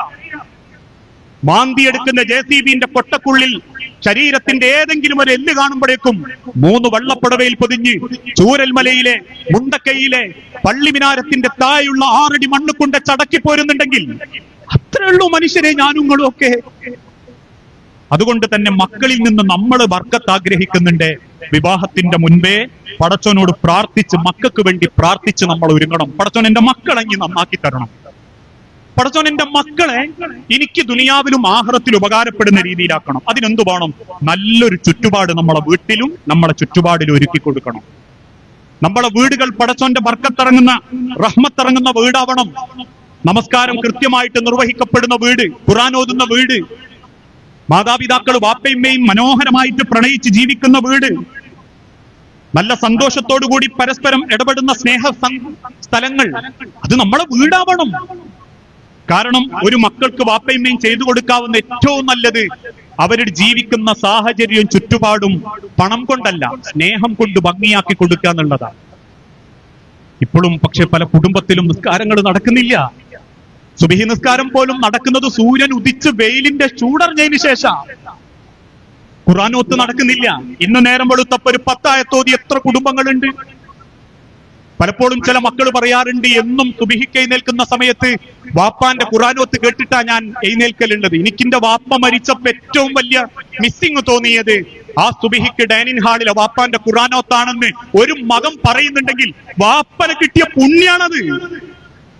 പക്ഷെ നമ്മളെ വീട്ടിൽ നമ്മളെ മക്കൾക്ക് അത് കൊടുക്കാൻ ഉമ്മാരെ വാപ്പാരെ പറ്റുന്നില്ലേ? പിന്നെ എന്ത് പറഞ്ഞിട്ടാ പടച്ചവനോട് നമ്മൾ പ്രാർത്ഥിക്കുക? നിസ്കരിക്കാനും കുടുംബം നോക്കാനും സ്നേഹം പരസ്പരം ഇടപെടാനും അല്ലേ? നമ്മൾ ഓരോരുത്തരും ആ ചുറ്റുപാട് നമ്മളെ വീട്ടിൽ ഒരുക്കണം. വാപ്പമ്മനെ സ്നേഹിക്കുന്നത് കാണട്ടെ അല്ലേ? ഒരു ചെറുപ്പക്കാരൻ പെൺകുട്ടി, ആളുകൾ പറഞ്ഞിട്ടുള്ള ഒരു കാര്യമുണ്ട്. ഒരു പെൺകുട്ടി കല്യാണാലോചന വന്നപ്പം ഉമ്മനോട് എന്നെ പറയാണോ അല്ലേ, എനിക്ക് വാപ്പനെ പോലത്തെ ഒരാളെ അമ്മയെ വേണ്ടത്. ഒരു വാപ്പന്റെ ഏറ്റവും വലിയ അഭിമാനാണ്. കാരണം ഉമ്മാൻ എങ്ങനെ സ്നേഹിച്ച് ഉമ്മാനെ കൊണ്ടെടുക്കുകയും ഉമ്മാൻ ഉപദേശിക്കുകയൊക്കെ ചെയ്യുന്ന വാപ്പനെ കാണുമ്പോ എന്റെ വാപ്പനെ പോലുള്ള ഒരു പിയാപ്പൻ എനിക്ക് കിട്ടണമെന്നേ എനിക്ക് പ്രാർത്ഥനയുള്ളൂ. എംഎസ്എമ്മിന്റെ ഹൈസക്ക് പരിപാടിയുടെ വേദിയിൽ ഒരു പെൺകുട്ടി കണ്ണു നിറഞ്ഞു പറഞ്ഞതാണ്, എനിക്ക് എന്റെ വാപ്പനെ പോലുള്ള ഒരു പിയാപ്പനെ ഞാൻ കിട്ടാൻ ആഗ്രഹിക്കുന്നത്. ആ രീതിയിൽ നമ്മുടെ കുടുംബത്തിൽ വാപ്പ അമ്മ മക്കള് പരസ്പരം സ്നേഹിക്കുന്ന, ഖുർആൻ ഓതുന്ന ഓരോ ആയത്തുകളെ പറ്റി ഞാൻ പറയാറുണ്ട്. ഇപ്പൊ ഈ കഴിഞ്ഞ ദിവസം തന്നെ പലപ്പോഴും മക്കള് അത്രയും അപ്ഡേറ്റാ ഓരോ കാര്യത്തിലും. ബാക്കി എല്ലാ കാര്യങ്ങളെ കുറിച്ചും മക്കൾക്ക് മനസ്സിൽ വിവരമുണ്ട്. ഞാൻ പറയാറുണ്ട്, എത്രമാത്രം ഇന്നത്തെ മീഡിയ, ഇൻസ്റ്റഗ്രാം റീൽസുകള്, പാട്ടുകള് മക്കളെ മനസ്സിനെ സ്വാധീനിക്കുന്നുണ്ട് നിങ്ങൾക്കറിയോ? 30 സെക്കൻഡിന്റെ ഇടക്ക് മക്കളെ അവർ സ്വാധീനിച്ച് കളയുന്നുണ്ട്. ഏത് പണ്ട് കാലത്ത് 1 മണിക്കൂർ പ്രസംഗം കേട്ടാലും വരാത്ത മാറ്റം 30 സെക്കൻഡ് റീല് കൊണ്ട് മക്കളെ മനസ്സിൽ മാറ്റം വരുന്നുണ്ട്. ഇക്കഴിഞ്ഞ ദിവസം ഞാൻ സ്കൂളിൽ പഠിപ്പിക്കുന്ന ഞാൻ ഉച്ചക്ക് കുട്ടികളെയും കൂട്ടി പള്ളിന്റെ തൊട്ടു മുൻപിലുള്ള സ്കൂളിന്റെ മുൻപിലുള്ള പള്ളിയിൽ നിസ്കരിക്കാൻ കൊണ്ടുപോകാറുണ്ട്. അപ്പൊ അങ്ങനെ ഓരോന്ന് നിസ്കാരമൊക്കെ കഴിഞ്ഞ് നമ്മൾ വൈകി വരുന്ന കുട്ടികളെ അങ്ങനെ നിസ്കരിപ്പിക്കുന്ന സമയത്ത് ഒരു ചെറുക്കന്റെ അത്തഹിയാത്തിലിരിക്കും അങ്ങനെ അങ്ങനെ ചൂണ്ടുന്നുണ്ട്, ഇളക്കുന്നുണ്ട്. അപ്പൊ നമുക്ക് തന്നെ മനസ്സിലായി ഇവൻ എന്തോ പാടുകയാണ്, അല്ലെങ്കിൽ എന്തോ ഒരു മനസ്സോ എന്തോ മാറിയുന്നുണ്ട്. അപ്പൊ ക്ലാസ് ഒക്കെ കഴിഞ്ഞതിന് ശേഷം ഞാനും വേറൊരു അധ്യാപകനുണ്ട് മോറലിന്റെ, ഞാൻ ചോദിച്ചു ഇവിടെ അങ്ങനെ സംസാരിച്ച കൂട്ടത്തിൽ നമ്മൾ തമാശക്ക് ചോദിച്ചു, സത്യം പറയും എനിക്ക് ആ തെയ്യാത്തിൽ ഇന്നപ്പോ എന്താ ഓർമ്മ? ഞാൻ പാടിയ പാട്ടിന്റെ കോലനുസരിച്ചിട്ട് ഞാൻ പറയാം ഇനി എന്താ പാടിയത്. അപ്പൊ അവൻ ചിരിച്ചോണ്ട് പറയും സാറ് പറയുന്ന എന്തായിരിക്കും? ഞാൻ പറഞ്ഞ ഒരു പാട്ടാണ് ഇപ്പൊ എല്ലാ മക്കളെ നാമ്പലും ഉണ്ടാവും, കട്ടച്ചോര കൊണ്ടടിക്കും സോഡാ സർവത്ത്. ഉള്ളൂ. ഇനി പുതിയ പാട്ടുകൾ നോക്കൂ, മക്കളെ മനസ്സിലേക്ക് സ്വാധീനിക്കുന്നേ. ആ സിനിമ പാട്ടിന്റെ ആദ്യത്തെ അവസരം ഇതിന്റെ വരി അറിയാത്തവൻ പോലും ഇന്നത്തെ മീഡിയകളും ദുശക്തികളും ലിബറലുകളും എങ്ങനെ മക്കളെ സ്വാധീനിക്കുന്നുണ്ട് എന്ന് ഈ പാട്ട് കേൾക്കുന്ന മനുഷ്യന്മാർക്ക് പോലും അറിയൂല. ഇന്നിറങ്ങിയ പുതിയ പാട്ടില്ലേ, അവര് മക്കളെ മനസ്സിലേക്ക് കുത്തിവെക്ക് എന്ത്? മാതാപിതാക്കളെ മാപ്പ്, ഇനി അങ്ങോട്ട് തന്നിഷ്ട പോക്ക്, ഉന്നം മറന്നൊരു പോക്ക്, ഇനി എല്ലാ ഉപദേശവും മതിയാക്ക്, സന്തോഷമാണ് പ്രധാനം, അതിനെന്താണ് തോന്യാസം, പൊടിമീശയാണ് അഭ്യാസം, അതാണ് എൻ തോന്യാസം. അത്രക്ക് മക്കളെ മനസ്സിലേക്ക് ഇഞ്ചക്ട് ചെയ്തുകൊണ്ടിരിക്കുക. കഴിഞ്ഞ ദിവസം ഒരു വാപ്പ വന്ന സങ്കടവും പറഞ്ഞ് കൊലച്ച വായ ഒക്കെ ഓട്ട വീണ് കിടക്കുന്നു. ഞാൻ ചോദിച്ചു അതെന്താ? ഒന്നുമില്ല, ഞാൻ നോക്കിക്കുമ്പോ കാണുന്നത് പുരയിലെ കത്തിയെടുത്ത് ചെറിയോൻ വായ ഇങ്ങനെ കൂട്ടിപ്പിടിച്ച് കുത്തുക. ഓൻ കണ്ട സിനിമയാ. എന്നിട്ട് വായന്റെ ഉള്ളിൽ ഇങ്ങനെ തിരിച്ചു വെച്ചിട്ട് കൊലച്ചത് വരെ ഒടിഞ്ഞു കുത്തിപ്പോവുക. എത്ര അപകടകരമായ അവസ്ഥയിലേക്കാണ് നമ്മളെ തലമുറനെ ലിബറലുകൾ കൊണ്ടുപോകുന്നറിയും. ആണും പെണ്ണ് കല്യാണം കഴിക്കുക, പെണ്ണും. ചില പെൺകുട്ടികൾക്ക് 26 വയസ്സായി, വിവാഹം വേണ്ട. എന്താ? ബാധ്യത. പെണ്ണ് കെട്ടാൻ താല്പര്യമല്ല, കല്യാണം കഴിക്കുക, മക്കളെ പ്രസവിക്കുക, ഗർഭം ധരിക്കുക, കുടുംബം നോക്കുക. My body my choice. അതൊന്നും വേണ്ട, എനിക്കിങ്ങനെ ഫ്രീഡമായിട്ട് ജീവിക്കണം. അതിനെന്ത് തോന്നിയാൽ ഇടക്കിടക്ക് തോന്നണോ ചെയ്യും. കാരണം സർട്ടിഫിക്കറ്റ് വാങ്ങാനുള്ളതല്ല ലൈഫ് എന്നുള്ളൊരു ചിന്താഗതിയിലേക്ക് നമ്മളെ മക്കളെ കൊണ്ടുപോവുക. അതുകൊണ്ട് ആ കേരളത്തിൽ ഒരു മുഖ്യധാര ക്യാമ്പസിൽ കയറി ചെന്നൊരു പത്രക്കാരൻ ചോദിച്ചു, ഏക സിവിൽ കോഡിനെ പറ്റി എന്താ അഭിപ്രായം? ഇന്ത്യയിൽ നടപ്പിലാക്കപ്പെടുന്ന ഏക സിവിൽ കോഡിനെ പറ്റി എന്താ അഭിപ്രായം? പെൺകുട്ടികൾ ആവേശത്തോടെ പറഞ്ഞു, തട്ടട്ടോളും തട്ടടാത്തോളും ഒക്കെ ഒരുമിച്ച് കത്തിക്കാനാ തീരുമാനെങ്കിൽ കത്തിക്കട്ടെ, അതല്ലേ നല്ലത്. ഒരു വാപ്പാന്റെ മയ്യത്ത് കുളിപ്പിച്ചിട്ട് ഭംഗിയായി 3 വള്ളപ്പടവ പൊതിഞ്ഞ് വാപ്പാന്റെ മധ്യഭാഗത്ത് നിന്ന് അമ്മാന്റെ മധ്യഭാഗത്ത് നിന്ന് മയ്യത്ത് സംസ്കരിച്ച് പടച്ചോൻ ഏൽപ്പിച്ചു കൊടുക്കുന്ന മയ്യത്ത് പരിപാലനത്തിന്റെ ശ്രേഷ്ഠതയും 6 അടി മണ്ണ് കിടക്കുന്ന വാപ്പാക്ക് വേണ്ടിയിട്ടുള്ള ഇസ്സത്തും അറിയാത്തൊരു മക്കളാണെങ്കിൽ ഈ പോക്ക് വലിയ അപകടത്തിലേക്കാ.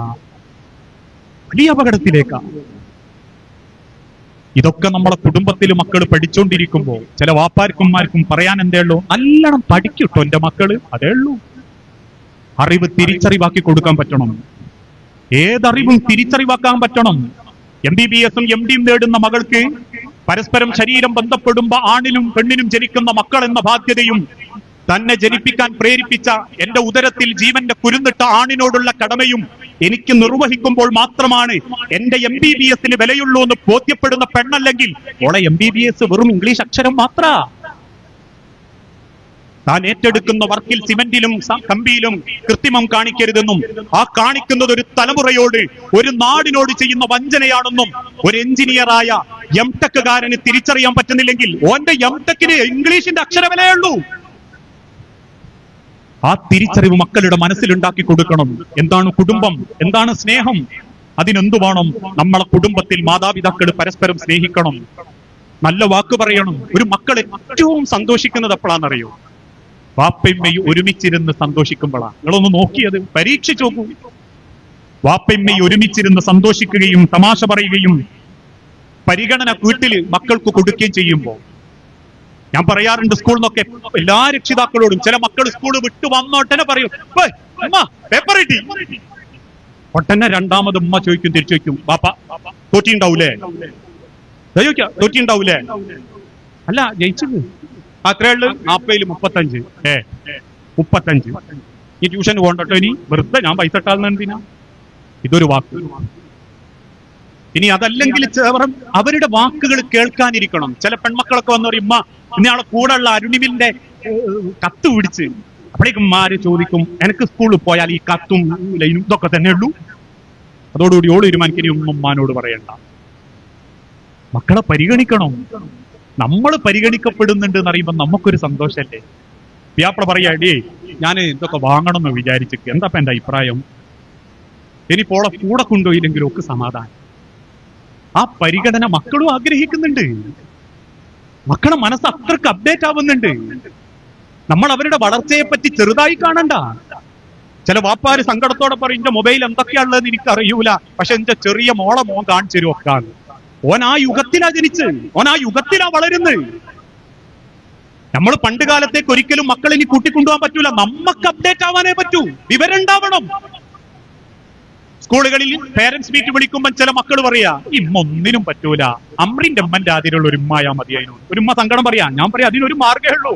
നിങ്ങൾക്ക് അമ്രീന്റെ അമ്മനെ കൂട്ടിക്കൊണ്ടുപോകാനല്ല പറ്റുക, നിങ്ങൾക്ക് അപ്ഡേറ്റ് ആവാൻ പറ്റണം. അതെന്താ അമ്രീന്റെ അമ്മ ആവണം എന്നോട് പറഞ്ഞേ? അമ്രീന്റെ അമ്മ എല്ലാ കാര്യങ്ങളും അമ്രിക്ക് പറഞ്ഞു കൊടുക്കും. പക്ഷെ നമ്മൾ എന്താ ചെയ്യാ? ഉറക്കെ വായിക്കണം, അമ്മ അടുക്കളയിൽ ഉണ്ടാവൂട്ടോ. ഒരു ഇംഗ്ലീഷിന്റെ 4ാം ക്ലാസ്സുകാരൻ വന്നിട്ട് ചോദിക്കമ്മ, ഈ ഇംഗ്ലീഷ് മീഡിയം ആണ് ഞങ്ങൾക്ക് ഇതെന്ന് പറഞ്ഞു തരിങ്ങൾ എന്ന് പറയുമ്പോൾ, അടച്ച തമ്പുരാനെ നല്ല. ഓന്റെ ആ ക്ലാസ്സിനെ പറ്റിയിട്ട് അധ്യാപകരോട് ചോദിക്കണം. അതല്ലെങ്കിൽ യൂട്യൂബ് നോക്കിയിട്ടോ എന്തെങ്കിലും മാർഗം, എത്ര മാർഗമുണ്ട്, ആ അക്ഷരങ്ങളെ പറ്റി പഠിക്കണം. പകൽ അതിന് സമയം അരമണിക്കൂർ കണ്ടെത്തിയിട്ട് മകന്റെ ആ പാഠത്തെ പറ്റി നമുക്കൊരു ബോധം ഉണ്ടാവണം. ഞാൻ പറയാറുണ്ട്, ഇപ്പോഴത്തെ കാലഘട്ടം എങ്ങനെയാണെന്ന് ചോദിച്ചാ, രാവിലെ ഒരു പെൻസിൽ വാങ്ങിക്കൊടുത്തിട്ട് ഉമ്മ പറയും, ഇനി വാങ്ങി തരൂലട്ടോ. പണ്ട് കാലത്ത് എങ്ങനെയായിരുന്നു അതേ അവസ്ഥ. ഒരു പെൻസിൽ ചിലപ്പോൾ 3 മാസം ഉപയോഗിച്ചവരാ നമ്മളൊക്കെ. പക്ഷെ ഇന്ന് നമ്മളൊരു പെൻസിൽ വാങ്ങിക്കൊടുക്കുമ്പം ഉച്ചയാകുമ്പോഴേക്കും പകുതി തിന്നിട്ടുണ്ടാവും. വൈകുന്നേരം ആകുമ്പോൾ ഒരു കുറ്റിയായിട്ടാ വരിക. ചിലര് ചാടും. ഞാനൊക്കെ എന്റെ വാപ്പനോട് 3 മാസം പറഞ്ഞാൽ എനിക്ക് വാങ്ങിത്തരിക. അത് പണ്ട്. മക്കളെല്ലാം കൊണ്ടും മാറിക്കൊണ്ടിരിക്കുക. അപ്പൊ അവരുടെ അറിവിലേക്ക് എത്താൻ അവരെ നമുക്കൊരിക്കലും പണ്ടത്തെ നമ്മളെ 90ലേക്ക് കൂട്ടിക്കൊണ്ടുപോകാൻ പറ്റൂല. അവർക്കനുസരിച്ച് നമ്മൾ വളരണം, നമ്മളെ അറിവ് വളരണം, നമ്മൾ അധ്യാപകരുമായിട്ട് സംസാരിക്കണം, ആ പാഠങ്ങളെ പറ്റി ബോധം ഉണ്ടാവണം. പെണ്ണുങ്ങൾ വിളിച്ച് അധ്യാപകരുമായിട്ടാണോ? അല്ല, വാപ്പ വന്നിട്ട് വിളിക്കട്ടെ. വാപ്പ പറയാമോ നിങ്ങൾ അതൊന്നും വാട്സാപ്പിൽ ഇട്ടിരുന്നോട്ടെ, അതിന്റെ ഒരൊറ്റ അർത്ഥം നിങ്ങൾ പറഞ്ഞേരി. അധ്യാപകന് പോലും സന്തോഷ, പരിഗണിക്കപ്പെടുന്നുണ്ട്. അല്ലാതെ പല സ്കൂളിന്റെ അവസ്ഥ എന്താന്ന് ചോദിച്ചാൽ അന്ന് കൊടുത്ത കോയിമുട്ടുണ്ടാവും അടുത്ത ബുധനാഴ്ച അവന്റെ ബാഗ് തന്നെ. സ്കൂളിൽ കാണാൻ ബാഗ് ഇങ്ങനെ തൂക്കിട്ടാ എന്താ കഴിഞ്ഞ ആഴ്ചത്തെ കോയിമുട്ടന്റെ മണം. ഈ അവസ്ഥയിൽ നിന്ന് നമ്മളെ കുടുംബക്കൊന്ന് മാറട്ടെ.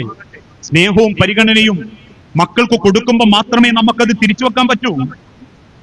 സ്നേഹം തിരിച്ചറിയാനും സ്നേഹിക്കാനും സമയം കണ്ടെത്തണം. ദൂരത്തുനിന്ന് വാപ്പ നോക്കുമ്പോ മകൻ കാർമൽ എന്തോ കുത്തി വരഞ്ഞിടുക. നമ്മൾ കണ്ടതാണത്. കിട്ടിയ മട്ടലുകൊണ്ട് മകനെ പോതിര വാപ്പയും കൊണ്ട് തല്ലും. അവസാനം വാപ്പ കരഞ്ഞിയ കണ്ണുകളുമായി മോൻ പോയി കിടന്നുറങ്ങുമ്പോ വാപ്പ എന്താ കാർമൽ എഴുതിയെന്ന് നോക്കുമ്പോ മോനെ എഴുതിച്ചതാ ഐ ലവ് യു പാപ്പ. എനിക്ക് നിങ്ങൾ ഒരുപാട് ഇഷ്ടമാണ് വാപ്പ. കാലും കയ്യിലും തല്ല് കിട്ടി കിടന്നുറങ്ങുന്ന മകന്റെ മനസ്സിൽ എത്രത്തോളം വേദന ഉണ്ടാവും, എത്രത്തോളം സങ്കടം ഉണ്ടാവും. എല്ലാരും പറയും മക്കള് നന്നാവുന്നില്ല. അരമണിക്കൂർ മക്കളെടുത്ത് ഇരുന്നിട്ടുണ്ടോ നമ്മള്? ഒന്നോ അവന്റെ സങ്കടം അറിഞ്ഞിട്ടുണ്ടോ? ഈ കഴിഞ്ഞ ദിവസം സ്കൂളിൽ ഒരു ഉമ്മ വന്നു. മകൻ പെട്ടെന്ന് രാത്രിയാകുമ്പോൾ പേടിച്ച് നിലവിളിക്കുക. ഞാനിത് പറയുന്നത് എത്രമാത്രം മക്കള് ഇന്നത്തെ കാലഘട്ടത്തില് എല്ലാ രംഗത്തുനിന്നും അവര് സ്ട്രെസ് അനുഭവിക്കുന്നുണ്ട് എന്ന് പറയാനാണ്.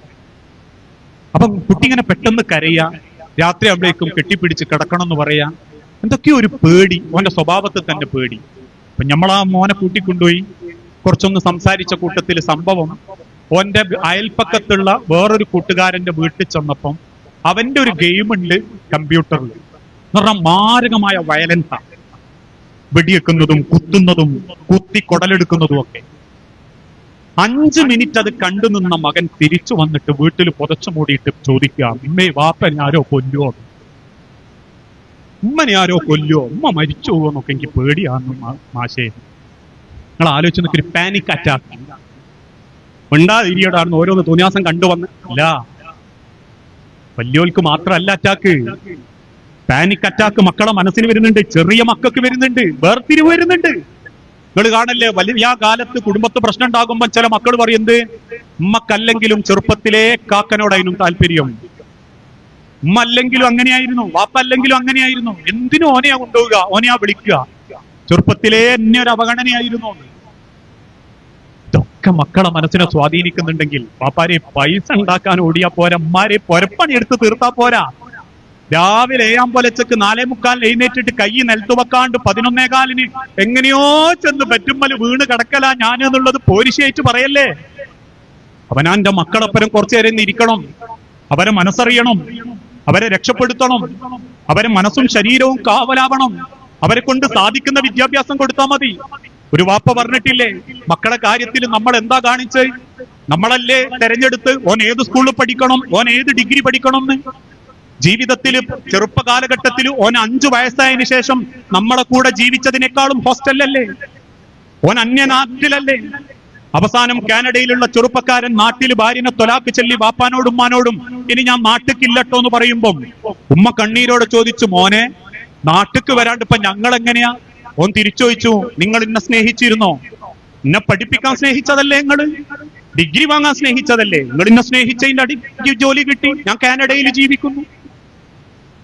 തിരിച്ചു ചോദിക്കാൻ, ചോദിച്ചെടുക്കാൻ. ഞാൻ പറയലുണ്ട്, കുറെ മക്കളൊക്കെ ഉണ്ടാകുമ്പോ എന്റെ അഭിപ്രായമായിട്ടോ നിങ്ങൾ സ്വീകരിക്കണമെന്നൊന്നുമില്ല, ഞാൻ എന്റെ ഭാര്യനോട് പറയല. ഒരുത്തനെങ്കിലും നാട്ടിൽ നിന്നിട്ട് ചുറ്റുപാടൊക്കെ ഒന്ന് പഠിക്കുന്ന വിദ്യാഭ്യാസം അല്ലെങ്കിൽ ഓന്റെ ഇഷ്ടത്തിന് വളരട്ടെ, മോശമാവല്ലേ പടച്ചോനെ നീങ്ങി ഇടുവായിരുന്നാ മതി. കാരണം ചിലപ്പോ നമ്മളെയൊക്കെ നോക്കാൻ നാട്ടിൽ ഓനൊക്കെ തന്നെ ഉണ്ടാവും. പഠിപ്പിച്ച് ചിലരൊക്കെ അങ്ങ് എത്തി, പിന്നെ പെണ്ണുങ്ങളെയും കൊണ്ടുപോകും. ഇപ്പം ദീന അങ്ങനെയൊക്കെയാണ്. നാട്ടിലൊരുത്തം കല്യാണം കഴിച്ച് പെണ്ണുങ്ങളെ 4ാമത്തെ മാസം അങ്ങ് കൊണ്ടുപോയി. വാപ്പയും മേ നാട്ടിൽ ഒയന്നെടുക്കുക. പുലൊന്ന് സങ്കടം പറഞ്ഞപ്പോ ഞാൻ ഓനോട് ചെല്ലടോ, ഉമ്മനെയും വാപ്പനെയും ഒന്ന് നോക്കാൻ എന്തെങ്കിലും ഒരു വഴി വേണ്ടേ? അപ്പൊ എന്നോട് തിരിച്ചു വെച്ചു, മൗലവി കിട്ടിയ പെണ്ണുങ്ങളെ പിരിഞ്ഞിരിക്കാൻ 4 മാസത്തിലധികം ഇസ്ലാമ തെളിവില്ലല്ലോ. ഞാൻ പറഞ്ഞില്ല, അതുകൊണ്ടാണ് ഞാൻ ഓളങ്ങ് കൊണ്ടുവന്നത്.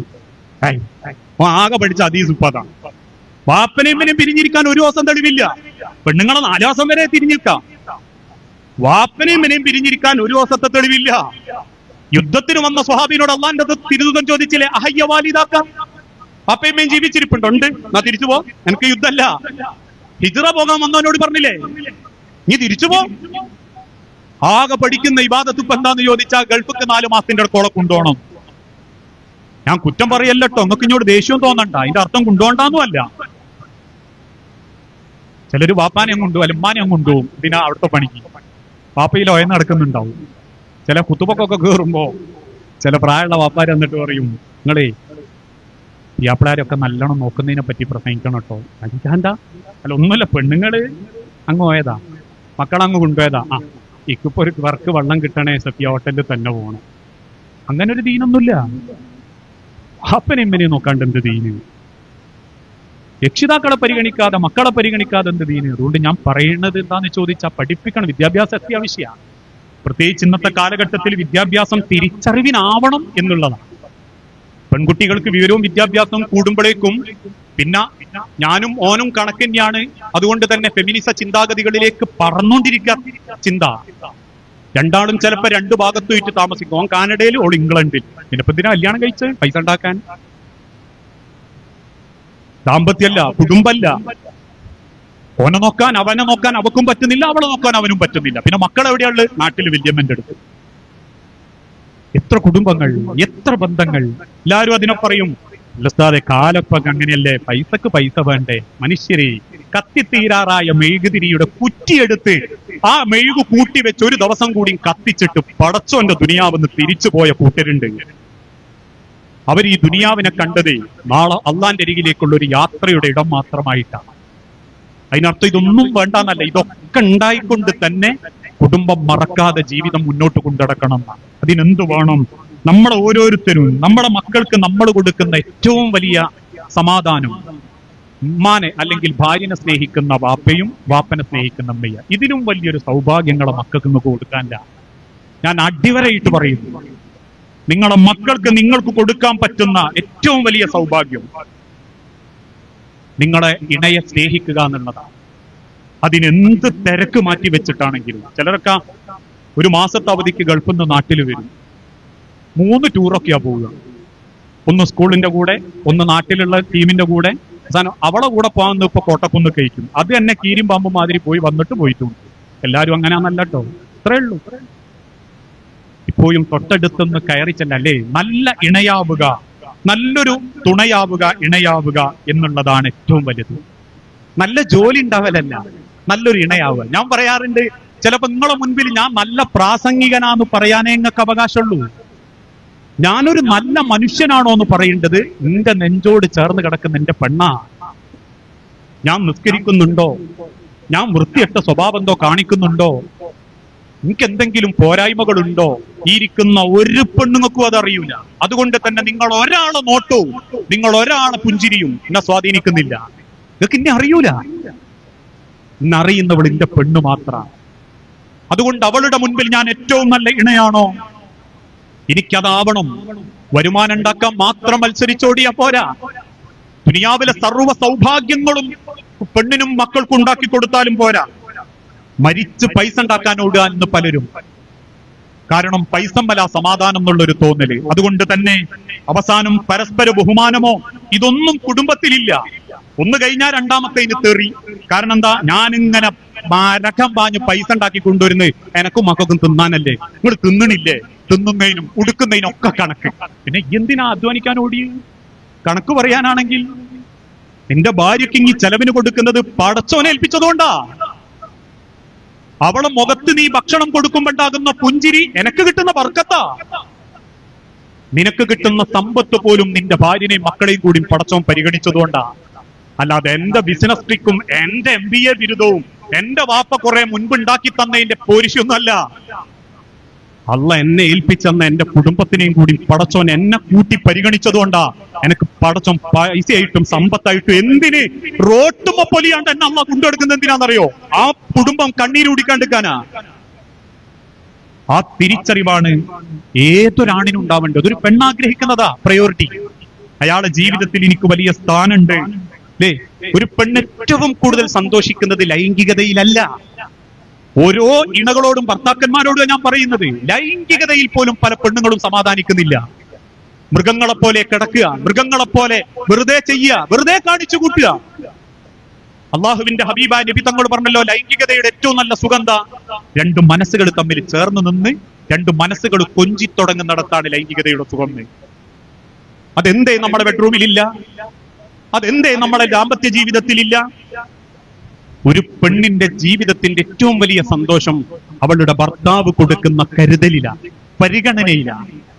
അയാൾ എനിക്ക് വലിയ സ്ഥാനം അയാളെ ലൈഫിൽ തരുന്നുണ്ട്, അയാൾ ഞാനായിട്ട് പലതും ഷെയർ ചെയ്യുന്നുണ്ട്, ഞാൻ പറയുന്നത് അയാൾ കേൾക്കുന്നുണ്ട് എന്നൊരു പെണ്ണിന് തോന്നിത്തുടങ്ങിയാലുണ്ടല്ലോ, ഇന്റക്ക എന്നൊരു ചിന്ത മനസ്സിൽ വരുമ്പോ ഒരിക്കലും ആ പെണ്ണ് കുടുംബം മറക്കൂല. അതിനെന്തു വേണം? ആ കരുതലും സ്നേഹവും നമ്മുടെ ഭാര്യമാർക്ക് നമ്മൾ കൊടുക്കണം. ഇന്നത്തെ കാലഘട്ടത്തിന്റെ അവസ്ഥ എന്താന്ന് ചോദിച്ചാൽ, നാട്ടിലെ സർവ്വ പെണ്ണുങ്ങൾക്കും കരുതലും കാവലും കൊടുക്കും, പൊരയുള്ളവർക്ക് മാത്രം കൊടുക്കൂല. കല്യാണപ്പൊരയിൽ ആരാന് ചോറ് വാങ്ങി കൊടുക്കാൻ ഭയങ്കര ഉഷാറാണ്. അവനാന്റെ പെണ്ണുങ്ങൾക്ക് ഒരു പിടി കിട്ടിയിട്ടുണ്ടോ എന്ന് നോട്ടം പോലും ഉണ്ടാവും. എല്ലാ ഭർത്താക്കന്മാരും അങ്ങനെയാന്നല്ലോ. ഒരു കരുതല്, ഒരു സ്നേഹം. നബി സല്ലല്ലാഹു അലൈഹി വസല്ലമ 12 കെട്ടിയതാണ് ശത്രുക്കൾക്കും മുസ്ലിങ്ങൾക്കും കുറ്റം. നാളെ ഒരു മാപ്ല പറയാ, നബി 12 കെട്ടിയിട്ടില്ലായിനെങ്കിൽ നമുക്ക് ശത്രുക്കളോടൊപ്പം ഒന്ന് പിടിച്ചു കഴിഞ്ഞു. ഓന്റെ വിചാരി 12 കെട്ടിയതാ അപ്പൊ ഇടങ്ങേറുന്ന. അള്ളാന്റെ ഹബീബിന് ഒരു ഇടങ്ങേറില്ല, ഭാര്യമാർക്കും ആ ഇടങ്ങേറുണ്ടായിട്ടില്ല. കാരണം 12 ഭാര്യമാരും നബി സല്ലല്ലാഹു അലൈഹി വസല്ലമ വഫാത്താവുമ്പോഴും മരിച്ചു പോകുമ്പോഴും പറഞ്ഞത് എന്താണെന്നറിയോ? റസൂലേ, ഇനി ഒരു ജന്മമുണ്ടെങ്കിൽ അത് നിങ്ങളെ മണവാട്ടിയാക്കാൻ പ്രാർത്ഥിക്കുന്നവരാ നബിയെ ഞങ്ങള്. അതിൽ 17 വയസ്സുള്ള ആയിഷ ബീവിയുണ്ട്, 60 വയസ്സിലധികം കൂടുതലുള്ള ഭാര്യമാരും. മുഴുവൻ ഭാര്യമാരും അത് പറഞ്ഞിട്ടാ റസൂലുള്ള കൈയോടിക്കുന്നത്. മരിക്കുന്ന സെക്കൻഡുകൾക്ക് മുൻപ് അള്ളാന്റെ ഹബീബ് ഭാര്യമാരോട് ചോദിക്കുന്നുണ്ട്, ഞാൻ നിങ്ങളോട് നീതി കാണിച്ചിട്ടില്ലേ? സർവ്വ ഭാര്യമാരും റസൂലിന്റെ ചുറ്റും കൂടി നിന്നിട്ട് പറഞ്ഞു, അള്ളാഹു സാക്ഷി റസൂലേ, നിങ്ങൾ ഞങ്ങളോട് നീതി കാണിച്ചവനാ. 12 ഭാര്യമാരും അങ്ങനെ പറഞ്ഞു, ഇനിയൊരു ജന്മണ്ടേ അത് നിങ്ങളെ മണവാട്ടിയാവണേ. നമുക്ക് 12 ഒന്നുമില്ല, ഒന്നേ ഉള്ളൂ. ഒന്ന് പൊരേച്ചൊന്ന് ചോദിക്കുക, അല്ലേ ഇപ്പൊ അടുത്ത ജന്മത്തിലും സ്വർഗത്തിലും ഇപ്പൊ എന്റെ പേര് ഞാൻ തന്നെ ഓള് ഒന്ന് ചിരിച്ചിട്ട് പറയാം, അങ്ങനെയാണെ ഇപ്പൊ എനിക്ക് ആ സ്വർഗവും വേണ്ടാന്നൊക്കെ ഇരുന്ന് പറഞ്ഞാ അത് നമ്മളെ വില. ഹിയാറുക്കും അഹ്സനുക്കും ലിനിസാഇക്കും, ആണുങ്ങളിൽ ഏറ്റവും നല്ലവൻ അവനാന്റെ പെണ്ണിനോട് ഏറ്റവും മര്യാദക്ക് പെരുമാറുന്നവൻ. അതിനവക്ക് അവകാശമുണ്ട്. 10-20 കൊല്ലം വാപ്പാന്റെ സ്നേഹറിഞ്ഞു വളർന്ന് ജീവിച്ചൊരു പെണ്ണ് ഒരൊറ്റ കാഴ്ചന്റെ പേരിൽ എന്റെ കൂടെ പോരാന്ന് സമ്മതിച്ചത് എന്റെ സൗന്ദര്യവും എന്റെ പണവും കണ്ടിട്ടല്ല. അവക്ക് കിട്ടുന്ന ആഗ്രഹിച്ച് സ്വപ്നം കണ്ടൊരു സ്നേഹം നീ കൊടുക്കുന്നുള്ള പ്രതീക്ഷയിലാണ്. ആ പരിഗണനയും ആദരവും കിട്ടുന്നുള്ള സ്വപ്നത്തിലാണ്. അതുകൊണ്ട് ഒരാണിന് ഏറ്റവും വലിയ വില സ്വന്തം വീട്ടിലെ പെണ്ണിന്റെ മനസ്സിലാണ്. നമ്മൾ പറയാറില്ല, ഇന്നും ലോകത്ത് പാടി മതിവരാത്തൊരു പ്രണയകാവ്യുണ്ട്, അലിയാർ തങ്ങളും ഫാത്തിമ ബീവിയും തമ്മിലുള്ള പ്രണയം. ഫാത്തിമ റളിയല്ലാഹു തആല അൻഹാനെ അലി ഇബ്നു അബീ ത്വാലിബിന് കല്യാണം കഴിച്ചെടുക്കുമ്പോൾ റസൂൽ പറയുന്ന ഒരു വാക്കുണ്ട്. അലീനങ്ങനെ കെട്ടിപ്പിടിച്ചിട്ട് പറയും, അലി എന്റെ ഫാത്തിമ ഒരു പാവാട്ടോ, അലി എന്റെ കരളാണ് എന്റെ ഫാത്തിമ. ഫാത്തിമക്ക് എന്തെങ്കിലും ദേഷ്യം തോന്നിയ ഫാത്തിമയുടെ വാശി അവളെ വെറുക്കല്ലേ അലി, അവൾ എന്റെ പൊന്നുമോളാ. ഫാത്തിമയെ നീ പട്ടിണി കിട്ടാലും ഫാത്തിമയുടെ നരകം അത് നീ കാണിക്കല്ലേ അലി. വല്ലാത്തൊരു വർത്താനാണ്. ഇതേപോലെ ഫാത്തിമാനെ കൂട്ടിക്കൊണ്ടുപോയിട്ട് പറയുന്നുണ്ട്, മോളെ അലി, മോളെ ഫാത്തിമ, ദുനിയാവിൽ നിനക്ക് കിട്ടാവുന്ന ഏറ്റവും നല്ലൊരു തുണയാണ് അലി. അലി ദരിദ്രനായിരിക്കാം, പക്ഷെ സ്നേഹം കൊണ്ടും ഈമാൻ കൊണ്ടും അലി ധനികനാ മോളെ. അലിയുടെ ദാരിദ്ര്യത്തെ നീ വെറുക്കരുത്, അലിയെ കൊണ്ട് നീ നരകം വാങ്ങിപ്പിക്കരുത്. എന്ത് മനോഹര. അതുകൊണ്ട് തന്നെയാണ് ഫാത്തിമ ബീവി മരിക്കുന്ന അന്ന് നേരം വെളുത്ത് പെട്ടെന്ന് ഇങ്ങനെ ഭക്ഷണമൊക്കെ പാകം ചെയ്യും. അലി ഇബ്നു അബീ ത്വാലിബ് ചോദിക്കുന്നുണ്ട്, ഫാത്തിമ എന്തിനാ അങ്ങനെ തിരക്കൂട്ടണത്? ഫാത്തിമ ബീവി പുഞ്ചിരിയോടെ പറയും, അലി ഒരു പക്ഷേ ഇനി ഭക്ഷണം തരാൻ ഞാൻ ഇല്ലെങ്കിലോ? അത് കേട്ട അലി ഇബ്നു അബീ ത്വാലിബ് റളിയല്ലാഹു അൻഹു പിന്നെ മിണ്ടിയിട്ടില്ല എന്നാ. കാരണം റസൂലുള്ള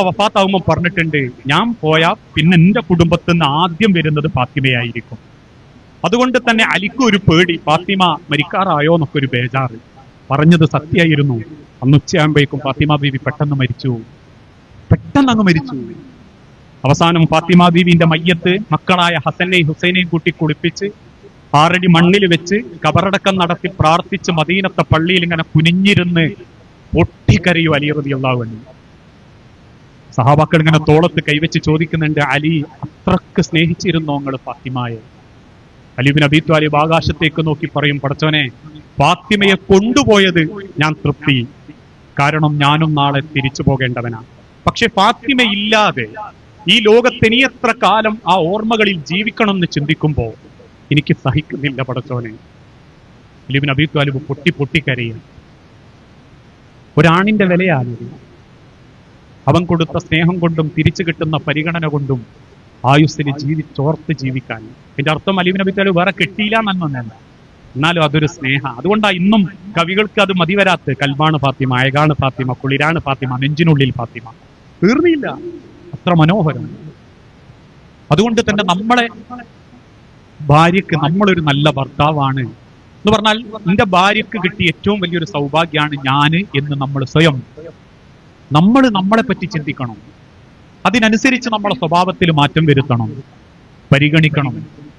നമ്മളെ വീട്ടിലുള്ളവർക്കാണ് നമ്മൾ കൊടുക്കേണ്ട ഏറ്റവും വലിയ സ്ഥാനമെന്നും സ്നേഹമെന്നും അതിനാണ് പടച്ചോന്റെ അടുത്ത് കൂലിയൊന്നും തിരിച്ചറിയണം. ആ തിരിച്ചറിവ് സ്വന്തം വീട്ടിലൊരു വാപ്പ ഉണ്ടാക്കിയെടുക്കുമ്പോൾ മക്കൾക്ക് ആ കുടുംബത്തോട് സ്നേഹം തോന്നുന്ന, തിരിച്ചു വരാൻ പൂതിയാവുന്ന ചില മക്കളൊക്കെ വാപ്പാന്റെ നല്ല സമയത്ത് വന്ന് ചോദിക്കല്ലേ, സ്കൂൾ നിങ്ങൾ ഞാൻ കൂട്ടാൻ വരുമോ? ഒന്നൊരു അഭിമാനാണ് ബാക്കിയുള്ളവരുടെ മുൻപിൽ എന്റെ വാപ്പ എന്നുള്ള അഭിമാനം. എന്റെ അമ്മാനെ സ്നേഹിക്കുന്ന വാപ്പ, എന്റെ അമ്മാനെ കരുതുന്ന വാപ്പ, എന്റെ അമ്മാനെ പ്രണയിക്കുന്ന വാപ്പ. ആ വാപ്പന്റെ മോനായതിന്റെ സന്തോഷത്തിൽ അവൻ പറയുന്നത്, വാപ്പേ നിങ്ങൾ വരണട്ടോ പേരൻസ് മീറ്റിന്, നിങ്ങൾ വരണട്ടോ ഉമ്മന്റെ പരം, ഉമ്മന്റെ കൂടെ എന്നെ കൂട്ടാൻ നിങ്ങൾ വരുമോ എന്നുള്ളത്. അത് തിരിച്ചറിയുന്ന നല്ല വാപ്പാരാവാൻ പറ്റണം, നല്ല ഭർത്താവാൻ പറ്റണം. ഞാൻ അവസാനിപ്പിക്കും. അതോടൊപ്പം തന്നെ നല്ല തുണയാവാൻ അല്ലേ. ഇന്ന് ഞാൻ പറയാറുണ്ട്, ഏത് കാര്യത്തിനും ഭാര്യനെ ഭക്ഷണം കൊടുക്കുക, പൈസ ചെലവാക്കുക എന്നല്ലാണ്ട് ആർക്കും കൂടപ്പാനൊന്നൊരു താല്പര്യവുമില്ല. ഓള് പറയാ, കാക്കെ റേഷൻ ജോയിക്കോ, അല്ല കാക്കെ ഇത് ഇതിന് പോകണ്ടേ ഹോസ്പിറ്റലും ജോയിക്കോ, ഓട്ടോ വിളിച്ചോ, എനിക്കെന്താ പണി? ഒന്നുമില്ല, റോഡിന്റെ സൈഡിൽ കുത്തിരുന്ന് കൂട്ടുകാരപ്പരം ക്യാരം ബോർഡ് കളിക്കണം, വേറെ എന്തെങ്കിലും ചെയ്യണം, സമയം പോക്കണം. എന്താ അവളെ കൂടെ ഒന്ന് പോയാൽ അവിടെ പോയി ഹോസ്പിറ്റലിൽ പോയി നിന്ന്, അതൊക്കെ ഒരു ഇസ്സത്താ. നിങ്ങൾക്ക് അറിയാഞ്ഞിട്ടാ ബാക്കിയുള്ള ഒറ്റക്ക് വന്ന പെണ്ണുങ്ങൾ നിങ്ങളെ ഭാര്യനെ നോക്കി അസൂയപ്പെടും. ഓളെ പിയ്യാപ്പള വന്ന് കണ്ടോ ഓല കൂടെ എന്നൊക്കെ. ആ പരിഗണനയും സ്നേഹവും ഓരോ കുടുംബത്തിലും ഉണ്ട്. ഇന്ന് ഓരോ കുടുംബത്തിലും ഉണ്ട്. ഞാൻ പറയാറുണ്ട്, ഒരു ഭാര്യ സങ്കടം പോലെ പറഞ്ഞത്, ഈ കുടുംബത്തിൽ ചെറിയ പ്രശ്നങ്ങൾ ഉണ്ടായപ്പോ എന്നോടറിയാ, ഇക്കാലം വരെ മൂപ്പരിന്ന മോളെ പൊന്നേന്ന് വിളിച്ചിട്ടില്ല. മൂപ്പർ 6 ആൾക്ക് മെസ്സേജ് അയച്ചിട്ടുണ്ട് പൊന്നെ കരളേന്ന് പറഞ്ഞിട്ട്. ഇത് ഒരേ പെണ്ണുങ്ങൾ എത്രയോ ആഗ്രഹിക്കുന്നുണ്ട്. കാരണം ഒരു മോളെ എന്നുള്ള വിളി, മോളേന്ന് നീട്ടി വിളിക്കുമ്പോൾ ചില ഭാര്യമാരകത്തൊന്ന് ചോദിക്കല്ലേ, നിങ്ങൾ ഇന്നെയാ വിളിച്ചാലേ മോളെയാ വിളിച്ചത്, എന്നെയാണെന്നറിയുമ്പോ ഒക്കെ എന്നെ ഒരു സന്തോഷം, പുറത്തറിയാലെങ്കിലും. അത് വേറൊരാള് 10ാം ക്ലാസ്സുകാരൻ വിളിക്കുമ്പോഴേക്കും അവളെ മനസ്സ് പതറിപ്പോവാതിരിക്കുന്നത് നമ്മളെ വീട്ടിലുള്ള ആ വിളിയും നമ്മളെ പരിഗണനയും. അതൊന്നും വീട്ടിൽ കൊടുക്കാതെ കണ്ട ഇൻസ്റ്റഗ്രാം റീല് കണ്ടിട്ടും ക്യാമറ കണ്ടിട്ടും അവനാന്റെ പെണ്ണിനെ വിലയിരുത്തരുത് കേട്ടോ. കാരണം ക്യാമറ കണ്ട് അഭിനയിക്കുന്നൊന്നും ജീവിതമല്ല. ഞാൻ പറയാറുണ്ട്, കല്യാണപ്പുരയിലൊക്കെ ഒരു നിങ്ങൾക്കറിയാലോ, ഇൻസ്റ്റാഗ്രാമിലെ 30 സെക്കൻഡ് റീല് കണ്ടിട്ട് ഓൻ കാണിച്ചു കൊടുത്തിട്ട് ഒക്കെ അയച്ചിട്ട് പറയും, ഇനി നോക്കടി ഇതേ മാതിരിയാ ആവണ്ടി.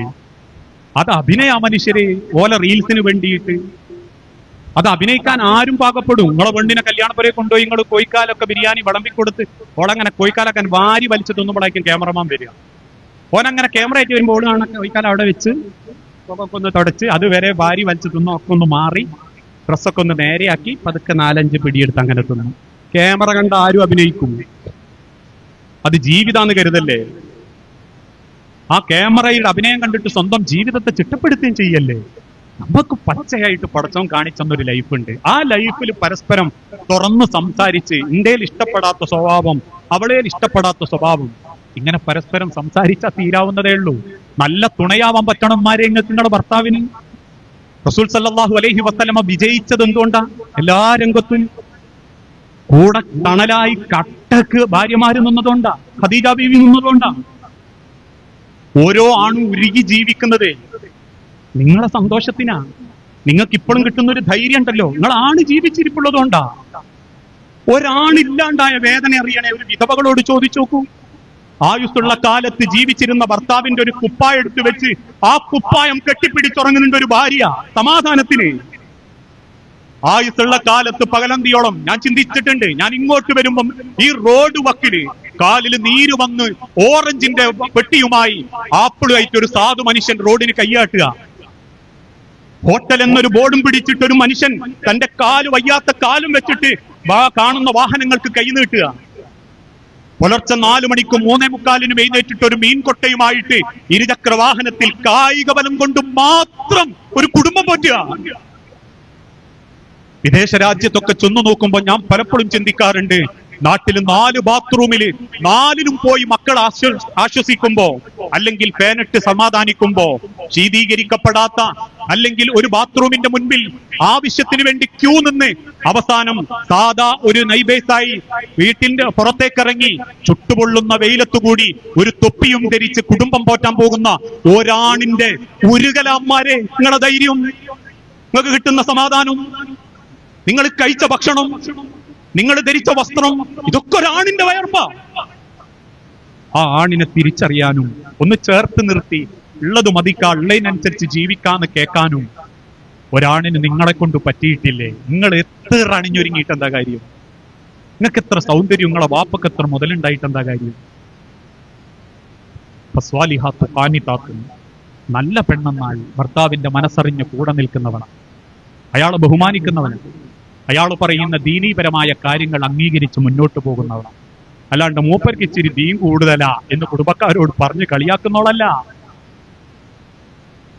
മറിച്ച് അയാളുടെ മനസ്സറിഞ്ഞ് ചേർന്ന് നിന്ന് അയാളുടെ തണലിലും തൃപ്തിയിലുമാണ് എന്റെ സ്വർഗം എന്ന് ചിന്തിക്കുന്ന നല്ല തുണയായാൽ നിങ്ങളെ മക്കൾക്ക് നിങ്ങൾ കൊടുക്കുന്ന ഏറ്റവും വലിയൊരു സന്ദേശമാണ്. ഇങ്ങനെ പരസ്പരം സ്നേഹിച്ചും മനസ്സറിഞ്ഞും ജീവിക്കുമ്പോൾ കുടുംബം ഏറ്റവും മനോഹരായിട്ട് മാറും. അതാ ഇസ്ലാം പറഞ്ഞ കൂടുമ്പോൾ ഇമ്പമുണ്ടാകേണ്ട കുടുംബം. അതിനു പകരം ദുനിയാവിന്റെ മായാലോകത്ത് പരസ്പരം മത്സരിച്ച് ഈഗോ കാണിച്ച് തമ്മിൽ വാശിയും വീറും കാണിച്ച് ജീവിച്ചു മരിച്ചു പോകുമ്പോ ജീവിച്ചു എന്ന് പറയരുത്, അഭിനയിച്ചു എന്നേ പറയാവൂ. ഇവിടെയുള്ള സിനിമാ നടന്മാരെ പോലെ സ്വന്തം കുടുംബത്തിലും നാട്ടിലും അഭിനയിച്ചു മരിക്കുന്ന അഭിനേതാക്കൾ മാത്രമാ നമ്മളിൽ പലരും. മറിച്ച് ജീവിച്ചു എന്ന് പറയണേ, ഞാൻ മരിച്ചടക്കുമ്പോൾ നിന്റെ ആയുസ്സിന് വേണ്ടി പടച്ചോനോട് പ്രാർത്ഥിച്ച് അയാളിന്റെ സൗഭാഗ്യമായിരുന്നു എന്ന് പ്രാർത്ഥിക്കുന്ന ഒരു മക്കളുണ്ടെങ്കിൽ, അല്ലെങ്കിൽ ഒരു ഭാര്യ ഉണ്ടെങ്കിൽ അവളിന്റെ ഒരു സൗഭാഗ്യമായിരുന്നു എന്ന് പ്രാർത്ഥിക്കുന്ന ഭർത്താവും മക്കളുണ്ടെങ്കിൽ, ഈ ദുനിയാവിന്റെ സ്വർഗം അറിഞ്ഞവരാ നമ്മൾ. ആ സ്വർഗം കാണാത്ത നമ്മള് ആഹാരത്തിലെ സ്വർഗത്തിന് നിസ്കരിച്ച് പരക്കം പാഞ്ഞിട്ടൊന്നും കാര്യമില്ല. ദുനിയാവിലെ സ്വർഗം എന്ന് പറഞ്ഞാൽ കുടുംബ ബന്ധ, അത് പരസ്പരം സ്നേഹിച്ചും മനസ്സറിഞ്ഞ് ജീവിച്ചും മക്കൾക്ക് ദീനീ ചിട്ടയുടെ മുൻപോട്ട് പോകാൻ സാഹചര്യമൊരുക്കിയും ഇനിയും നമ്മളെ കുടുംബം ഭംഗിയാവട്ടെ എന്ന് ആത്മാർത്ഥമായി പ്രാർത്ഥിച്ച് ഞാൻ എന്റെ വാക്കുകൾ അവസാനിപ്പിക്കുന്നു. ഇതിനേക്കാൾ മനോഹരമായ അള്ളാഹുവിന്റെ സ്വർഗത്തിൽ കുടുംബസമേതം ഒരുമിച്ച് കൂടാൻ അള്ളാഹു നമുക്ക് ഓരോരുത്തർക്കും തൗഫീക്ക് നൽകി അനുഗ്രഹിക്കുമാറാകട്ടെ. റബ്ബേ, കുടുംബ ദാമ്പത്യ ജീവിതത്തിൽ പരസ്പരം സ്നേഹിച്ച് അഭിപ്രായ വ്യത്യാസങ്ങൾ മറന്ന് അള്ളാഹുവിന് വേണ്ടി പരസ്പരം സ്നേഹിക്കുന്ന മനസ്സിന്റെ ഉടമകളാക്കി ഞങ്ങളുടെ കുടുംബത്തെ നീ അനുഗ്രഹിച്ചു നൽകണമേ. മരിച്ചുപോയ ഞങ്ങളുടെ മാതാപിതാക്കൾ, സഹോദരി സഹോദരന്മാർ, മക്കൾ, ഭാര്യ ഭർത്താക്കന്മാർ എല്ലാവരുടെയും ഖബർ നീ വിശാലമാക്കുകയും ജന്നാത്തുൽ ഫിർദൗസിൽ നീ ഞങ്ങളെ ഒരുമിപ്പിച്ചു കൂട്ടുകയും ചെയ്യണം. അല്ലാഹുമ്മ ഗ്ഫിർ ലിൽ മുഅ്മിനീന വൽ മുഅ്മിനാത്ത് അൽ മുസ്ലിമീന വൽ മുസ്ലിമാത്ത് അൽ അഹ്യാഉ മിൻഹും വൽ അംവാത്ത് ഇന്നക മുജീബുദ് ദഅവാതി യാ ഖാദിയൽ ഹാജാത്ത്. അല്ലാഹുമ്മ അഇസ്സൽ ഇസ്ലാമ വൽ മുസ്ലിമീൻ വഅദിൽ അശ്ശിർക വൽ മുശ്രിക്കീൻ. അല്ലാഹുമ്മ അജിർനാ മിനൻ നാർ. റബ്ബനാ തഖബ്ബൽ മിന്നാ ഇന്നക അൻത സമീഉൽ അലീം.